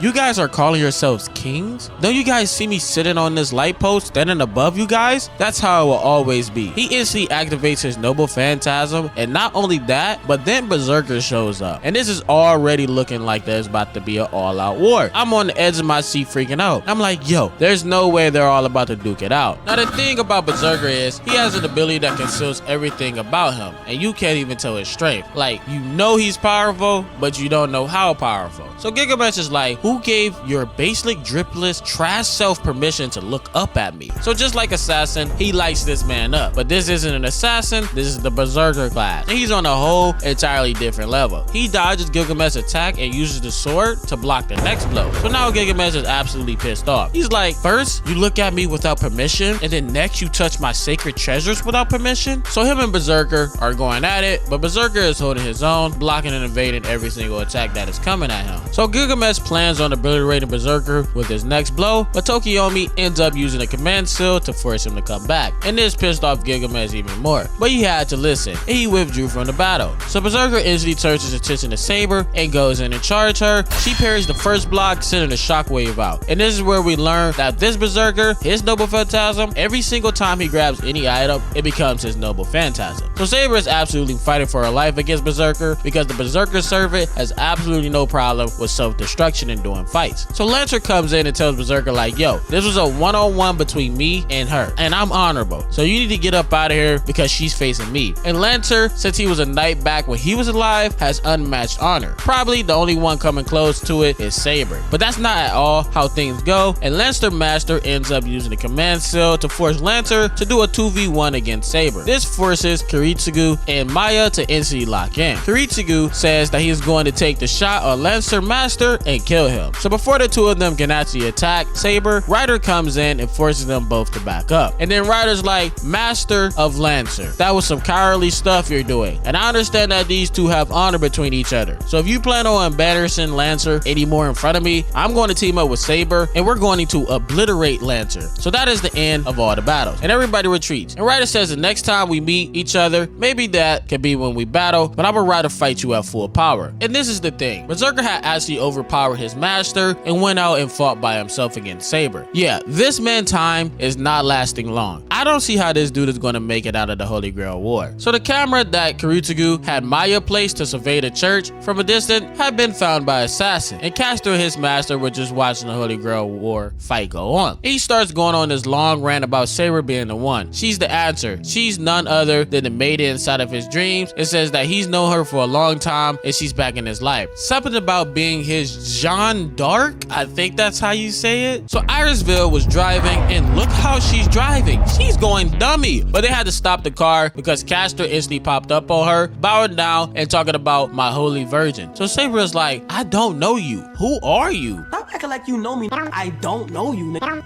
I don't know you now. He kept referring to her as Jeanne d'Arc, who I absolutely have no idea who it is. If somebody in the comments could tell me, is this from any of the main route series or is this from a spin-off series? So once again, another caster in the series is going on to talk about that the Holy Grail has chosen them. He knows how to get the Holy Grail without any fighting at all. His Saber sent an attack towards him and said, if you keep being disrespectful, I'm going to fight you right here, right now. So he's like, oh no, she must have lost her memory. Don't worry, I'll save you from this curse. And then just disappears. And look at Castor's master. Look what he's doing. Oh my goodness. These guys need to get locked up instantly. I can't wait for one of them to get packed up. Don't keep them around too long. So Castor was absolutely pissed. He came in and instantly wiped one of them out. I mean, there are 3 other ones pinned up. I have to blur this out. I don't even want to say any of the words because I know YouTube will expeditiously flag this. But for those of you that have watched already, you know what's happening here. And for those of you that have not watched it, like I always say, please watch the original anime. Hello everyone, I'm Broken Skull. And I'm Wolf. And I'm Karudi. And we're reporting live from Fuyuki City.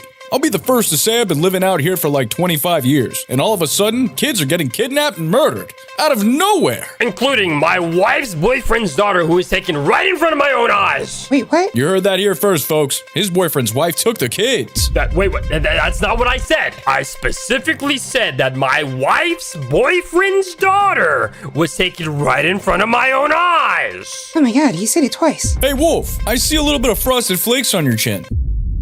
Let me lick it.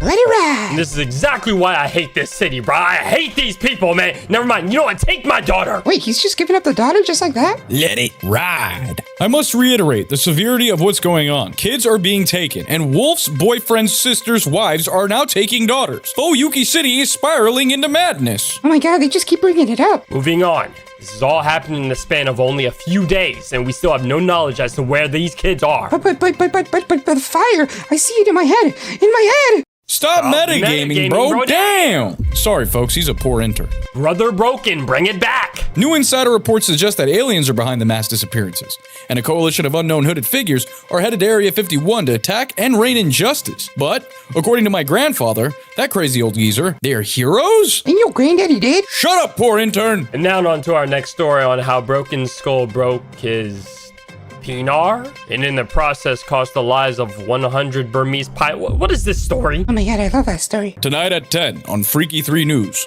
We'll see you next time. Wait, are we not going to be talking about the long-lost girlfriend's boyfriend's daughter's son getting kidnapped? Can someone fire this intern? So Kato was absolutely pissed off at Lancer because not only did he finish off Saber, he also revealed his noble phantasm and had to waste a command seal on him. So this is just double trouble. So his fiance Sola comes into the room and it was revealed that she is technically a second master, kind of like how Irisville is, except he didn't have the idea of making her pretend to be the master. But she also supplies Lancer with mana. And I really like how Fate Zero focuses more on like not just the plot, but the tactical perspective of how crazy the Holy Grail War can be. And I like how this route goes a lot darker. So the fire alarm starts going off and they instantly recognize that it's somebody trying to attack the building. And Kadif is happy because he knows it's Saber and her master trying to finish off Lancer. But they got the whole entire area trapped with magic. So Kiritsugu goes up to this person that's doing a checklist to make sure that everybody's out the building. He tells him Kanif and his fiance are okay before blowing the entire building up. And it's like I said, they don't call this man the Maze Killer for no reason. So Kiritsugu says there's no way without a barrier he could have survived a 150-meter fall. So most likely he's dead. So he tells Maya to go out and return to the base, but Kirei was there and threw back the bat that they had used to scope out the church. So she starts blasting at him. He gets out of the way, knocking her weapon out of her hand. She rolls to the other side, getting behind cover. He's like, not bad. It seems like you have some training. But Kiritsugu comes in just in time to save her, and they end up escaping out. So the assassin comes and reports to him and says they have found Castor in his master's lair. And what should they do? Because since today, they have kidnapped 15 people and are causing an uproar in the city. Now remember guys, this war is not supposed to be known to the public and the servants aren't supposed to be seen. So this is putting a lot of stress on the church. So the church decides that they will get everybody to hold off on the war for just 1 second and I'll go deal with Castor and his master. Anyone that ends up killing Castor and his master will get an extra command seal. That was basically like asking an 11-year-old if they want to get a gold scar back in its prime. So Kiritsugu and Irisville are going over the plans to secure another base of operations, trying to figure out exactly which of these spots that the Holy Grail will appear in. And he says that they should just ignore Castor as of right now. And obviously, you know, Saber Noble Self was not okay with that. She says that they should go after him right now and that his evil deeds should not be able to get away with and take them out before he could cause any more damage. And literally up until this point, Kiritsugu still has not said a single word to Saber. So 18 hours have passed since they last thought they had killed Kanif. But they soon realize that Saber's abilities have not come back and her wound hasn't healed. So that means that he is still alive along with Lancer. And he says that when they are trying to take out Castor, he will go from the flanks and take out the people from behind. Saber obviously hates this idea because she's like, yo, how far are you willing to sink just to win this Holy Grail War? There are rules to this. And I'm about to call this man Keep Walking Down because that's exactly what he's all about. So he keeps talking to only Irisville and says that the church is holding Kirei and says nothing about it. So nobody in this war can be trusted. And I agree with him because nobody in this war can be trusted. You can't be noble during a time like this with no noble people. It's like doing karate versus somebody that's throwing real punches. You're going to lose. So Kiritsugu goes up on top of the castle and he's talking to Irisville and asks her, what if they were actually to just run away from all this, get their daughter, and just leave? He says they could do it in time, and he also says that Kirei has his sights on him already. He's the most dangerous one of them all. And I'm pretty sure a lot of people can relate to this because every time he's happy, he's sad because he knows it's not going to last long whatsoever. But this is why you need a W girl by your side because Irisville just grabs him and tells him, you already know if you don't complete what you have to do, you're just going to end your life. This is your purpose, and you know what you have to do in this world. So Castor actually brings the fight to them, and Saber goes out there to finish him off. But he's not the only one attacking, and Kanif comes in to fight Kiritsugu. And Castor came in with all these kids. It even packed one up already. I mean, look at this man. He is devious. Letting this kid run to her thinking he got a chance, and then instantly turning this man into a monster. So Saber still was not able to use her left hand at all, and before she could get consumed by Castor, Lancer pops up, and they both try to take down Castor together. The Kiritsugu is trying to shoot, but he got like some mercury shield. This is when we see his time alter double accelerate, and he gets up out that room. And not only can he speed up his abilities, but he also use time after and use triple stagnant to slow down his heart so the mercury doesn't detect him. So he started blasting again, making him use his entire defense. And when he pulled out his special weapon, this has the ability to shoot through the mercury shield. He got a clean hit off. And don't worry, we will get into this ability a little later. For right now, just know these bullets are called origin bullets. I will go into more detail when we get into Kiritsugu's backstory. So he's dodging around and blasting his weapon. He's like, the same trick won't work twice again. So Irisville and Maya have evacuated the castle, and Irisville says that Kirei is about to run up on them, and they don't want him to interfere with the battle going on with Kiritsugu and Kanof. So they decided to do a 2-on-1, and Maya started blasting bullets at him, and he started dodging them all. And then he went down to the ground. She goes up to him holding up her gun, and instantly gets behind her as she's blasting. And he's using his magical abilities to bounce the bullets off of him. And then she pulls out a knife, but he blocks that, and then blocks it with another one slashing down. She tries to go in, but he's levels above her, almost hit her face. She tries another attack, but he grabs her, punches her in the stomach, flips her around, slams her on the ground, and stumps right on her. So I'm like, Irisville? You might want to go help a sister out. So Irisville comes in using one of her ability, ends up tying his hands to a tree. But that didn't work out at all, and he ends up breaking out of that pretty easily. Walks over to the girl and kicks her in the face, and while this is going on, Lancer and Saber are still struggling with Castor, and they say that his ability is all coming from his book, and they have to destroy that in order for all these monsters to stop spawning. So Saber uses Strike Air and obliterates some of the monsters as Lancer cuts the magic book. So it looks kind of bad for Kiritsugu because he's cornered, and Kanof is talking his talk as Kiritsugu shoots him again, and he once again stops the bullet. But one thing I want you guys to know is that the stronger the person using magical abilities is, the more effective these bullets will be. So it goes right through his defense and absolutely tears this man apart. But before he could finish him off, Lancer and Saber had dealt with Castor, and Castor ended up running off. So Lancer senses that his master was in danger, so he comes in just in the nick of time and saves him. And before he leaves, he says, "You better be lucky that me and Saber have respect for each other, because I would end you right here and right now." And he jumps out the window and dips out. So Kirei is over here choking out Irisville, and I'm like, is he about to end her? And he also recognizes that she does not have any command skills, so he knows she's not a master. He's like, "Did Kiritsugu tell you to come over here? There's no way that you came over here by yourself." So Assassin tells Kirei that Lancer, his master, have left the forest, and also Castor has left too. Soon, eventually Saber will show up here, so he grabs Irisville's mouth, covers it, and then stabs her in the stomach so nobody can hear her scream, and then throws her on the ground. So about time when Saber comes in, it looks like they both are finished. But Irisville had the scabbard inside of her, and it healed up all her injuries. So Irisville goes over to Maya and ends up healing her injuries too. So now this is just a little quick backstory of Lancer, but Lancer's love curse actually made the king's daughter fall in love with him. He got upset over that, and this made him a traitor in the king's eyes. But the thing is, Lancer has absolutely no control over this ability, which, foreshadowing ahead, affects Sola in a crazy way, which destroyed his honor, and the king banished him, so he ends up suffering from that and having his honor take a hit. Turns out Kanof did survive the last attack, but he can't use his magic circuits anymore because of what the Origins bullets did to him. So Sola comes and grabs this man's hand and keeps telling him, "You need to give me the command cells so I can become Lancer's master." He says that Lancer wouldn't even do that because he is too noble. So she starts breaking one finger after the next and then tells him, "I would hate to have to amputate your arm in order to get these command cells." And at first when I watched this, I was like, wow, she really just betrayed her dude like that just to get the command cells? It's really crazy. Like, you can't trust nobody in the Holy Grail War. Except for then, when I started doing a little more research and paying attention, she was actually under the love curse because it affects women around Lancer, and she's becoming madly obsessed with Lancer. So Irisville goes to Kiritsugu and asks him if he's mad at Saber for not dealing with Lancer. He tells her that he knows that Saber trusted Lancer, but what if Lancer betrayed Saber and ended him right then and there? So there's absolutely no trust between Saber and Kiritsugu. So she goes up to Lancer and tells him that Kanof has left the battle and made her his new master. And at first, he couldn't accept it. So he's like, "What is your reason for the Holy Grail War? Is it for some selfish reason?" She says, "No, all I want to do is heal my husband." So he gets on board with that, and she becomes his new master, although they are not fully connected. He can't sense her presence, and she can't sense his presence. Now let's switch over a little bit to Ryder and his master. Also, I know I haven't been talking about them too much, because most of the time, they really doing anything. Just watching the war and staying out of the way for the most part. But Waver ends up coming up with a way to be able to find Castor's hideout, and then the both of them end up going to the hideout. And I'm telling you guys, the things he has set up in that place, it was just a whole bunch of corpses on the ground. But if I saw this in real life, I'm not gonna lie, I would have had the exact same reaction as Waver. This is unbelievably crazy. All these innocent people just wiped off the map instantly. So the assassin had already set up shop here, and they were trying to force Ryder to use his noble phantasm, and this proved to more people that the assassin is indeed not dead. And the Ryder sees that they are at a disadvantage, so they dip out and burn the whole place while they're at it. Now let's quickly go over Ren's adventure real quick. And yes, this is our homegirl from the Fate Stay Night route. And honestly, she might be one of my favorites. Maybe until I get the updated Shiro. But right now, I do like her character a lot. So her father has always been teaching her magic since she was a little girl. And he ends up telling her that he's going into the Holy Grail War, and she fully understands it, but that doesn't mean she likes it. So her father ends up giving her a compass that, if the needle is shaking way too much, means that something with magical abilities in this area that's way too powerful powerful for her to take on right now. So she figures out that all the kids are going missing in school. It's even some of her friends. So she goes out searching for them with the compass and ends up seeing Castor's master. And she ends up going to the subway and sees all the kids either being mind controlled or basically like unconscious, like something like walking zombies. So he ends up finding her. He's like, wow, did you come here to help me and everything? On that creepy deaky stuff. So she realizes that he's using a magical bracelet that is making him control everything and starts throwing stuff at him and then tries to get the bracelet up off of him. But at first it overpowers her and she can't do anything. And then she turns up and starts using all her magic mana and ends up breaking the bracelet. So she and the other girls end up running out and then the cops came in and saved them. And then for some reason, I guess Kyria comes in and makes her go unconscious. And then I think he was trying to make sure she was safe. I mean, I wasn't thinking he wouldn't do anything to hurt her, but look how this man is looking. He is extra down bad. But her mom did end up popping up and Kyria comes in and says, yeah, don't worry, I will win the war and save Sakura for you, and then heads out. Now keep in mind that Assassin is watching all of this, and like I said, Fate does not have any wasted words in it. Everything ties into something or adds to the plot. And the reason I want you guys to remember this scene is because Kirei comes up with a devious plan later down the road. So Irisville gets alerted again that another servant and master are approaching them, and it's Ryder and Waver. And just to let you guys know, Ryder's true name is Iskander or Alexander the Great, but he did not want to fight. He wanted to see which king is most worthy of the Holy Grail, and ends up having a drink with Saber. And not only did he bring Saber, but he also brought Gilgamesh to drink too. But Gilgamesh was super elegant. It was like, I'm not drinking this filthy Nike Tech drink, I'm a quarter zip guy, and spawns in some more drinks. So they start talking and Saber says that to be a king is to put the people first. Their way of being king is that the people must put the king first. And then Saber tells them that she would use the Grail to wish that she was never king in the first place, regretting her reign in Britain because she thinks she was a horrible king and let down her kingdom. So they go back and forth for a little while, and then all the assassins pull up on them. So then Ryder tells them to stand back because he's about to show them how a real king does it. And he literally does a domain expansion. In this universe, it's actually a noble phantasm, of course, but it's known as a reality marble, which is the servant's mental image materialized into the real world. So Ryder and his entire army slaughter all of the assassins. And finally, Kirei actually loses his servant for real this time. But this is all a part of their plans to see Ryder's best ability. So before Ryder heads off, he tells Saber that he is no longer interested in her because to him, she is also not a king anymore, and then heads off. And then Gilgamesh tells her that he offers her marriage as his wife, and if she still wants to prove her love for him, she could do that also. And then he takes off. Also, Saber tells Irisville that once a knight had left her round table and that maybe all the others share the same feeling about her. So now the entire time, Gilgamesh has slowly been grooming Kirei. Now I know that sounds crazy, but it's true. And who does Gilgamesh think he is feeling like? Bro got on a Cuban chain and is drinking some wine. For sure my top 3 favorite servants so far, behind Saber and Archer. So Gilgamesh explains to him that even though he lost his command seals due to his servant being obliterated, the Holy Grail would choose someone worthy. And it's not too unlikely that he will get chosen again. So Saber, Maya, and Irisville all go to the new hideout. But Saber notices that she hasn't been picking up anything all day and is avoiding doing so. So Irisville reveals to her that since she is getting closer and closer to becoming a Grail, all her strength is leaving her body, and she's become somewhat like a walking dog. She can't even grip Saber's hand using her full might. So Castor and his master end up coming back to their base, and they see that it is totally destroyed. This man fell down to his knees. Like, bro, get your crazy-tailed self up. They started talking to each other, you know, crazy to crazy, and decided they would show them a real drastic event, something that would blow away everyone, and his master would never be bored. Yo, look at this freaked out man. Even a baby you can't trust. You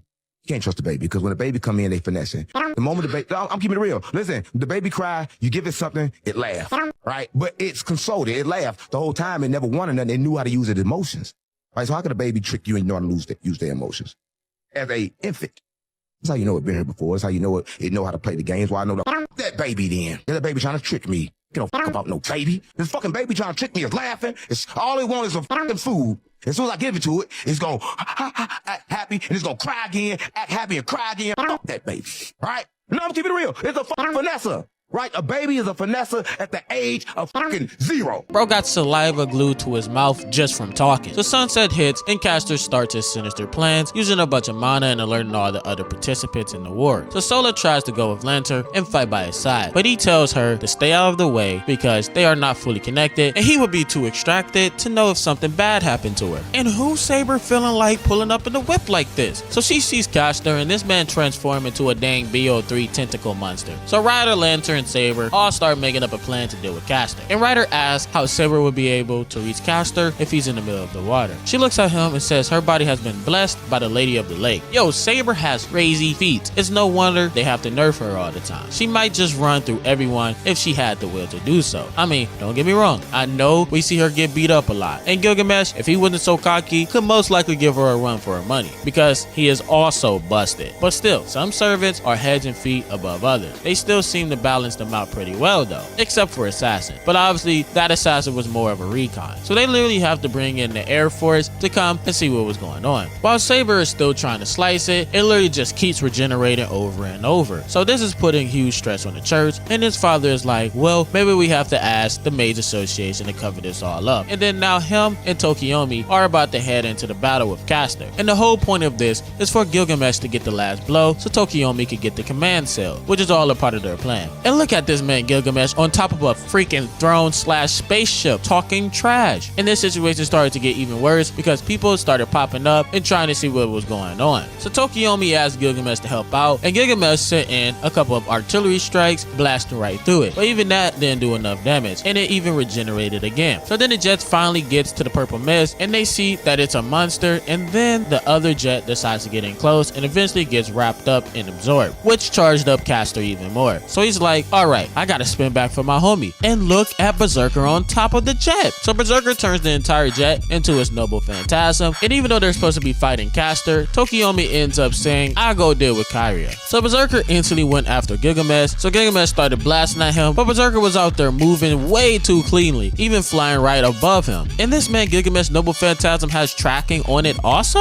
Like, how busted can this man be? So they just start having a dogfight up in the sky. This scene was literally blowing my mind. Coming from 2006 to this was an amazingly huge jump. Tokiomi pulls up on Kyria and they get ready to throw down. Tokiomi explains that if he wanted both of his daughter's special magical abilities to be developed, they need to send them off to another family. And because Kyria rejected the motto line, he's actually the entire reason Sakura got her magical abilities. And the reason is because Tokiomi can only pass down his crest to one of his daughters. So they start throwing down and look at Kirei in the cut, waiting on a chance to come in and attack. And at this point, I had absolutely no trust in this man because not only was he talking to Tokiomi's servant, but he had also been moving very weird and mysterious. And this entire time, I did not know if he was going to attack Tokiomi here or if he was really going to take care of Kyria and Castor. So Ryunosuke was over here extremely excited about all the chaos that was going on, and then all you hear is a sniper shot, and this man Kurutsugu sniped him, and then he ends up dying.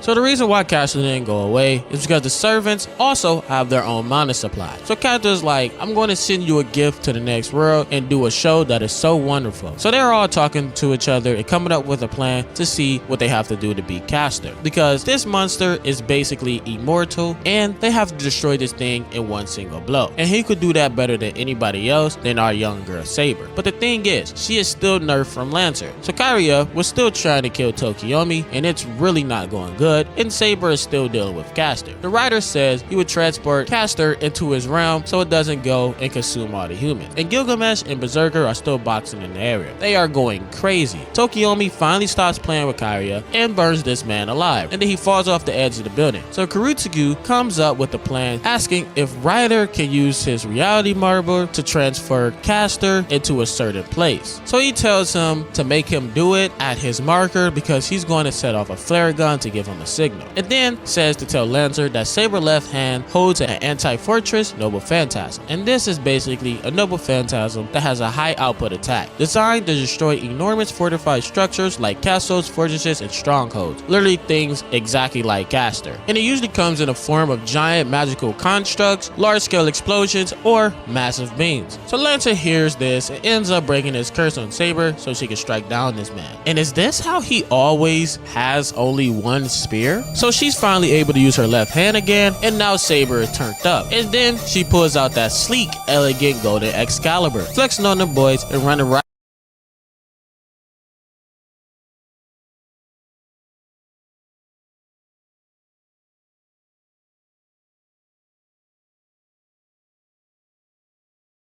I think he's about to finally finish this man off, but instead he revives him, and look at that devious smile he has. He's cooking up a sinister plan. So Ryder's reality marble has finally reached its limits, and then Lancer finally gets Berserker up out of the jet, and this man was about to light up Saber with a minigun until Gilgamesh came in and just started raining down on Berserker once more. And look at Gilgamesh, always posted up, elevated somewhere. Who he feeling like? So Kiritsugu finally gives them the signal on where to drop Caster. Then Saber starts charging up all her mana, activated her Noble Phantasm, and then she wipes Caster off the map. And then we get a view of Zon Dark, and I'm not going to lie, she does look a lot like Saber, but I don't understand any of this yet, so maybe this is part of another Fate route in the main plot or in the spin-off series, like I said before. My lovers, you know what to do in the comment section. So both the kings were watching her, and Ryder says yes, it was brilliant, but the thing about it is, I can't look at her because it's way too sad to know that a little girl had to take on the entire burden of Britain. And I'm pretty sure that Saber became king at the age of 16, and I think she ended up dying in her timeline around 30 something. And now as soon as Caster was killed, this girl got her arm chopped right off by Maya. And remember, Lancer cannot sense when she's in danger because they are not fully connected as servant and master. And then Maya ends up knocking this girl out. And I've never seen this in any other show. She points the gun at the hand, puts her hand in front of it so the blood doesn't get on her, and then shoots the command seals. So the overseer of the church and Kanef are having a conversation because Kanef is actually a part of the Mage Association. So he's asking him for help, and Kanef is like, alright, so since Lancer helped out with defeating Caster, where's my extra command seals? We have witnesses also who have said that he's helped. But the pastor was like, I don't even know if I could call you a master anymore because you don't even have your command seals anymore. And Kanef says, my fiance is just my temporary replacement as a master, and she's going to give it back to me. Plus, me and Lancer are still bounded together, and I'm the one who has the declaration of being a master, which was submitted by the church in my own name. So then he's like, alright, whatever bro, I'll give you the extra command seals, very well then. And he ends up giving him the command seals, so he becomes Lancer Master once again. And then he slimes out the pastor. Oh my goodness, there's literally no one you could trust out here. And the reason why he did this is so nobody else can get an extra command seal. So Lancer has to go to Kanef and tell him that he's lost Sola. And obviously Kanef is going crazy. So Saber and Icevale pull up on Lancer and Kanef because obviously Kiritsugu is the one that told them to come here. And finally, Saber and Lancer are able to have their noble one-on-one that they've been waiting for. They walk up to each other and put their weapons together like they are boxing. They instantly start going at each other. He pushes her back and she's like, alright, come at me, and goes right back at him, swinging down. Lancer sidesteps, trying to hit her on the side, but she dodges that and knocks it back, making them go back a little bit. But Saber's not playing any games and closes the distance instantly, swinging at him a couple times. Now neither one of them are at full power, and they did just fight Caster. And Saber, she must be a Super Saiyan in her other life, because she's like, I'm not going to use my left hand right here. That would be dishonorable. I already know we both are weak. I want this to be even. So while Saber and Lancer are going at it, Kanef is in the cut watching, and he turns around and sees Kiritsugu has his wife with a gun to her head. And he's like, hey, don't say a word. So he throws him a paper, and the paper basically is a magical item used by Magi to form an unbreakable contract. In this contract, Kiritsugu tells them that he is not allowed to hurt her or him as long as he tells Lancer to commit seppuku, and to use the command seals to force Lancer to do so. So now this man has to make a decision. Let his fiance die or let Lancer go bye-bye. So they both probably would die anyways because he can't even protect himself from Saber and Kiritsugu in this state and protect his fiance. But once again, it's a contract. So Kiritsugu can't break his promise and injure either one of them. So Saber and Lancer are just going at it, doing some clean stuff. I mean, Saber is over here dodging and looking away from the camera, catching off guard flicks. What does she feel like? Zeph? And then she jumps on this man's spear, turns around, and then tries to hit him with a spin. He just barely blocks it, but the squabble did not last very long because Lancer ends up stabbing himself and going out in the worst way. He turns around and curses everybody because they trampled not only on his pride, but also on his honor. And he used to be a knight back in the day, so Saber also knows how important this is. And this is when I knew Kiritsugu was a cold dude. He goes and lights up a cig right in front of him and then tells him, well, I keep my promise. I cannot hurt either one of you because of the contract we signed. And then boom,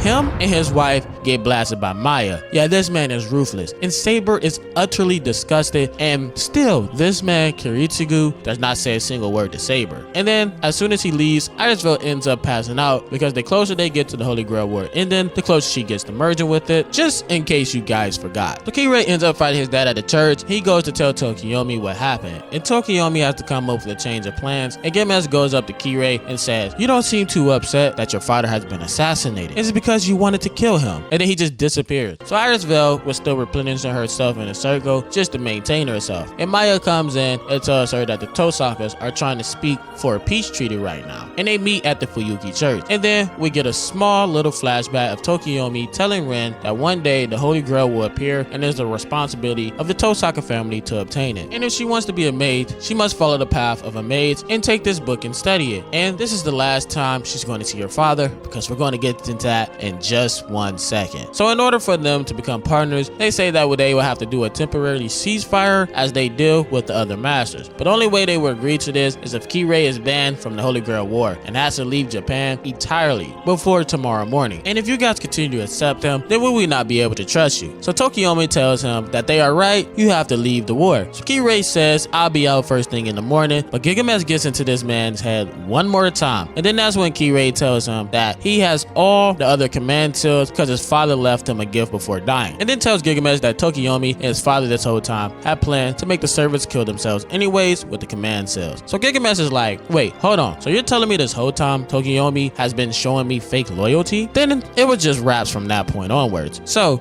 they're obviously about to team up. So before Kirei heads out, Tokiyomi had a gift for him with this weapon. And this man uses this weapon right back on him and takes Tokiyomi off the map. Now they are actually master and servant between Gilgamesh and Kirei. So now it's time for my favorite part, the backstories. So Kiritsugu used to be on a remote island with all his friends, living peacefully away from the city or anything like that. And this girl Shirley is one of his best friends. She's basically like a big sister. They even changed this man's name to Carrie here instead of Kiritsugu. Now meet his dad. He does do magic and he is experimenting on flowers, altering their flow of time. Hence is how Kiritsugu probably has the ability to alter time. And right now, he's only letting Shirley do some of the experiments because she has knowledge and everything. And for now, for him, it's just a little bit too early. So Kiritsugu's dad doesn't spend any time with the villagers here. And everybody here absolutely despises him. Even the pastor was telling Shirley, like, stop going over there to that guy. So Shirley shows him a holy knife that was gifted to her. They start going on an adventure on the island, talking to each other, going into the water and everything. And she tells Kiritsugu that she guarantees that he would be able to change the world. And I want to see it when you grow up. And I will stay with you until then. So anytime a guy and a girl get close in the anime backstory,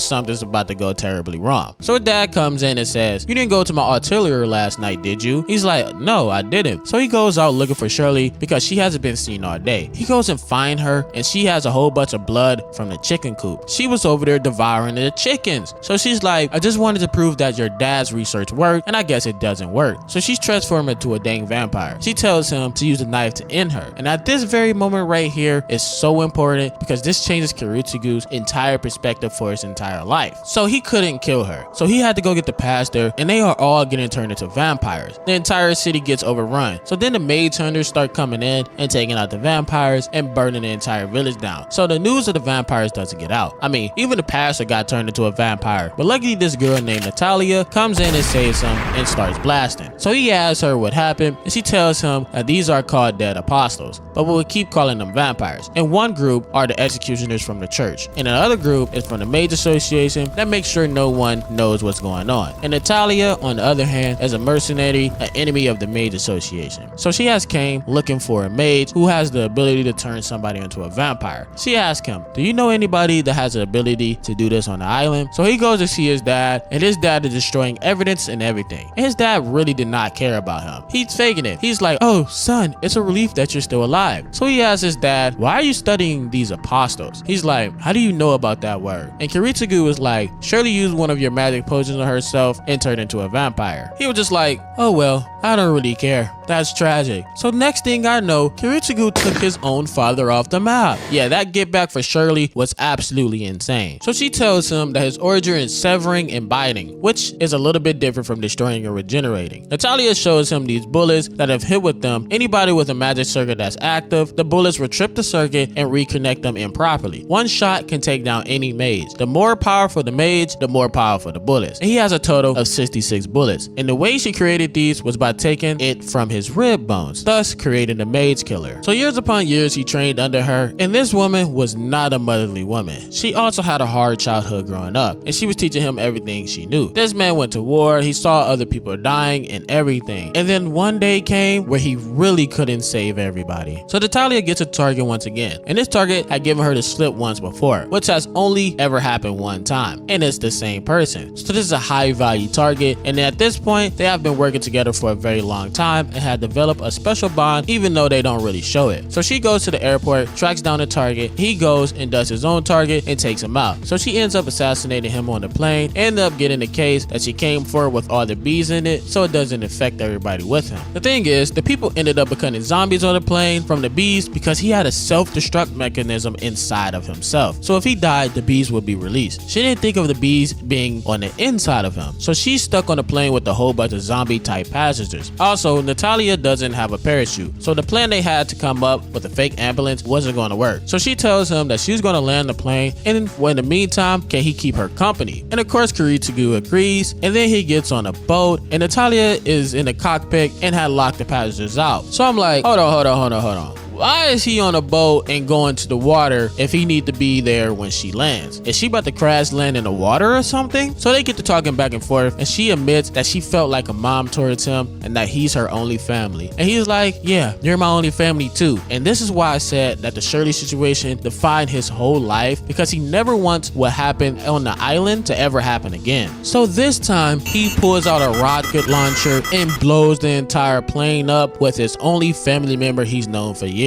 His motto is, the little sacrifices are better for the greater good, because he doesn't know how many people would have died if she landed that plane with a whole bunch of those zombies in there. So not only did he have to see Shirley die, not only did he have to see his whole village get burnt to a crisp, and not only did he have to kill his biological father, but he also had to kill his adopted mother. So he finally goes to Irisvale and gets the scabbard from her, because she is basically coming to the end of her time before she merges with the Holy Grail. So he goes to scope out Tokiomi's house, and he ends up going in and realizes that Tokiomi is dead. So Maya and Irisvale are having a conversation, and Irisvale is like, I want the Holy Grail to be destroyed because I do not want my daughter in the next Holy Grail war, because if there is one, she would be in the next one. So Ryder ends up busting into her new hideout, and Kiritsugu has to use a command seal in order to make Saber go there. And Maya was on the ground, and it's not looking too good. And about time Kiritsugu came back, she was already on her deathbed, and she ends up dying. And they took Irisvale. So now once again, this man is all alone. So Saber is riding after Ryder because he just stole Irisvale, but the thing is, once she catches up to him, she doesn't see Irisvale anywhere and ends up heading out, because this whole time they got tricked, because Berserker has the ability to transform into another servant and look like them. Yo, what can't Berserker servants do? So Kyria had to use 2 command seals in order to control Berserker to do this. But the thing is, Kirei has more command seals and gave them back just like that. Kirei then tells Kyria to meet Tokiomi at the church at midnight exactly, because he will be waiting on you. So he pulls up to the church right on time and sees him sitting there and watches him fall over and see he's already dead. And guess who walks in at the same time? His wife. And she's like, no way you just killed my husband in front of me. Is this how you're going to repay Sakura? And technically, wouldn't they be like brothers and sisters-in-law or something like that? Or do I have that wrong? You guys could definitely let me know. But then this man loses his mind and ends up taking her out also. Yo, I swear nobody can tell me this series is not a 10 out of 10. And guess who was watching this whole time? They were just sitting up there chilling, drinking, and watching it all go down. And this is not where it stops. No. It gets even worse than this. So he has Irisvale locked up and everything, and he's talking to her, and she starts saying, you would never be better than Kiritsugu. You would never be a real mage like us. You are nothing like us. And this man literally takes her off the map. So finally, she becomes one with the Holy Grail and gets absorbed. So Ryder and Gilgamesh are finally about to throw down, and he uses his Noble Phantasm to trap Gilgamesh into his reality marble. But he did not know that this man Gilgamesh has an anti-fortress ability just like Saber, and he destroys his entire reality marble and packs Ryder right up. And then Saber and Berserker were going at it, tearing the whole place up, doing clean moves and going back and forth. But this was until Saber figured out this is actually the knight who left the round table Lancelot, and she's feeling nothing but guilt. She's like, was I this bad of a king? This is what you've become? But she finally comes back to her senses and locked in and had to end Berserker once and for all. But before he died, he was like, there's no way you're crying over me right now. You're so kind. Everybody at the round table thought you were the best king of all time. And now we are in the final battle. Kirei versus Kurutsugu. And they are ready to throw hands, so he shoots his first bullet origin. But Kirei came prepared and is using command seals to deflect the blast. He has to use time alter to get out of the way of the first kick. He starts zooming and then blasting, but he gets back up, flipping into the air and blocking all the bullets. So as long as Kirei doesn't use his own mana and just keeps using his command seals, the origin bullets will not work. So now Kirei knows he can go double speed and adjust his timing and speed blitzes this man, and he gets punched in the gut, getting sent flying back into the wall. So it's looking like our boy is done. He gets up and starts blasting again, using time alter triple acceleration again, loading another origin bullet and shooting him right in the hand. And the reason why Kurutsugu didn't die last time is because the scabbard was now inside of him. So now Kirei only has his left hand and then 8 more command seals. Kurutsugu uses time alter triple acceleration, and then these boys start going at it. He dodges a knife coming at him, parrying the second blow. He just started farming clips, blocking everything in their close range combat. And then he trips him. Kurutsugu is unbalanced, but he uses time alter square acceleration and dodges the blow at the last second, kicking him and going back, throwing his knife at his foot and trying to reload. But Kirei is on him, slicing up and down, throwing his weapons at him. But he gets the bullet reload off, and look at them boys. They are going at each other. And then right before Kurutsugu can shoot, the Holy Grail overflows and explodes right into them. Kurutsugu gets transported into the Holy Grail and it starts testing him. And I'm telling you guys, go watch Fate Zero. It's insane how this man thinks, and literally he is so committed to his plans that even when the Grail showed him his wife and daughter, he took them off the map too. So finally Saber and Gilgamesh are about to go at it, but Kurutsugu orders Saber to use her Noble Phantasm to destroy the Holy Grail. But this backfired, and I mean, we know that Kirei was the one that reached out and touched the Grail, even though they didn't show it in here. I don't know why, but I'm pretty sure that was the reason why the fire for Fuyuki City had started. But the city was being burnt to a crisp, and Kurutsugu was feeling even worse because he did all this and had not saved anybody. But finally he sees Shiro, and this is what saved this man from not losing his insanity, because at least after all this, he saved one other person. So which wouldn't that mean he's going against his ideology? Because all people lives meant more than one person life, but at the end, that one person life meant more than all the lives going away, if that makes sense. But yeah, this didn't really have a happy ending. Kirei tells Rin that her dad has been killed and that he will be taking care of her as her uncle, and then gives her the same exact weapon that he killed her dad with. So Saber actually ends up getting teleported back to her home, and she is in the exact same spot that she left in once again. And also, the most sad part about this is because Kurutsugu didn't win the Holy Grail War and his wife is dead, they never released the barrier around the castle to let him come back and see Elia ever again. And that's the end of Fate Zero. If you made it to the end of this video, I swear you are a legend. Here's a Scooby snack for your heart.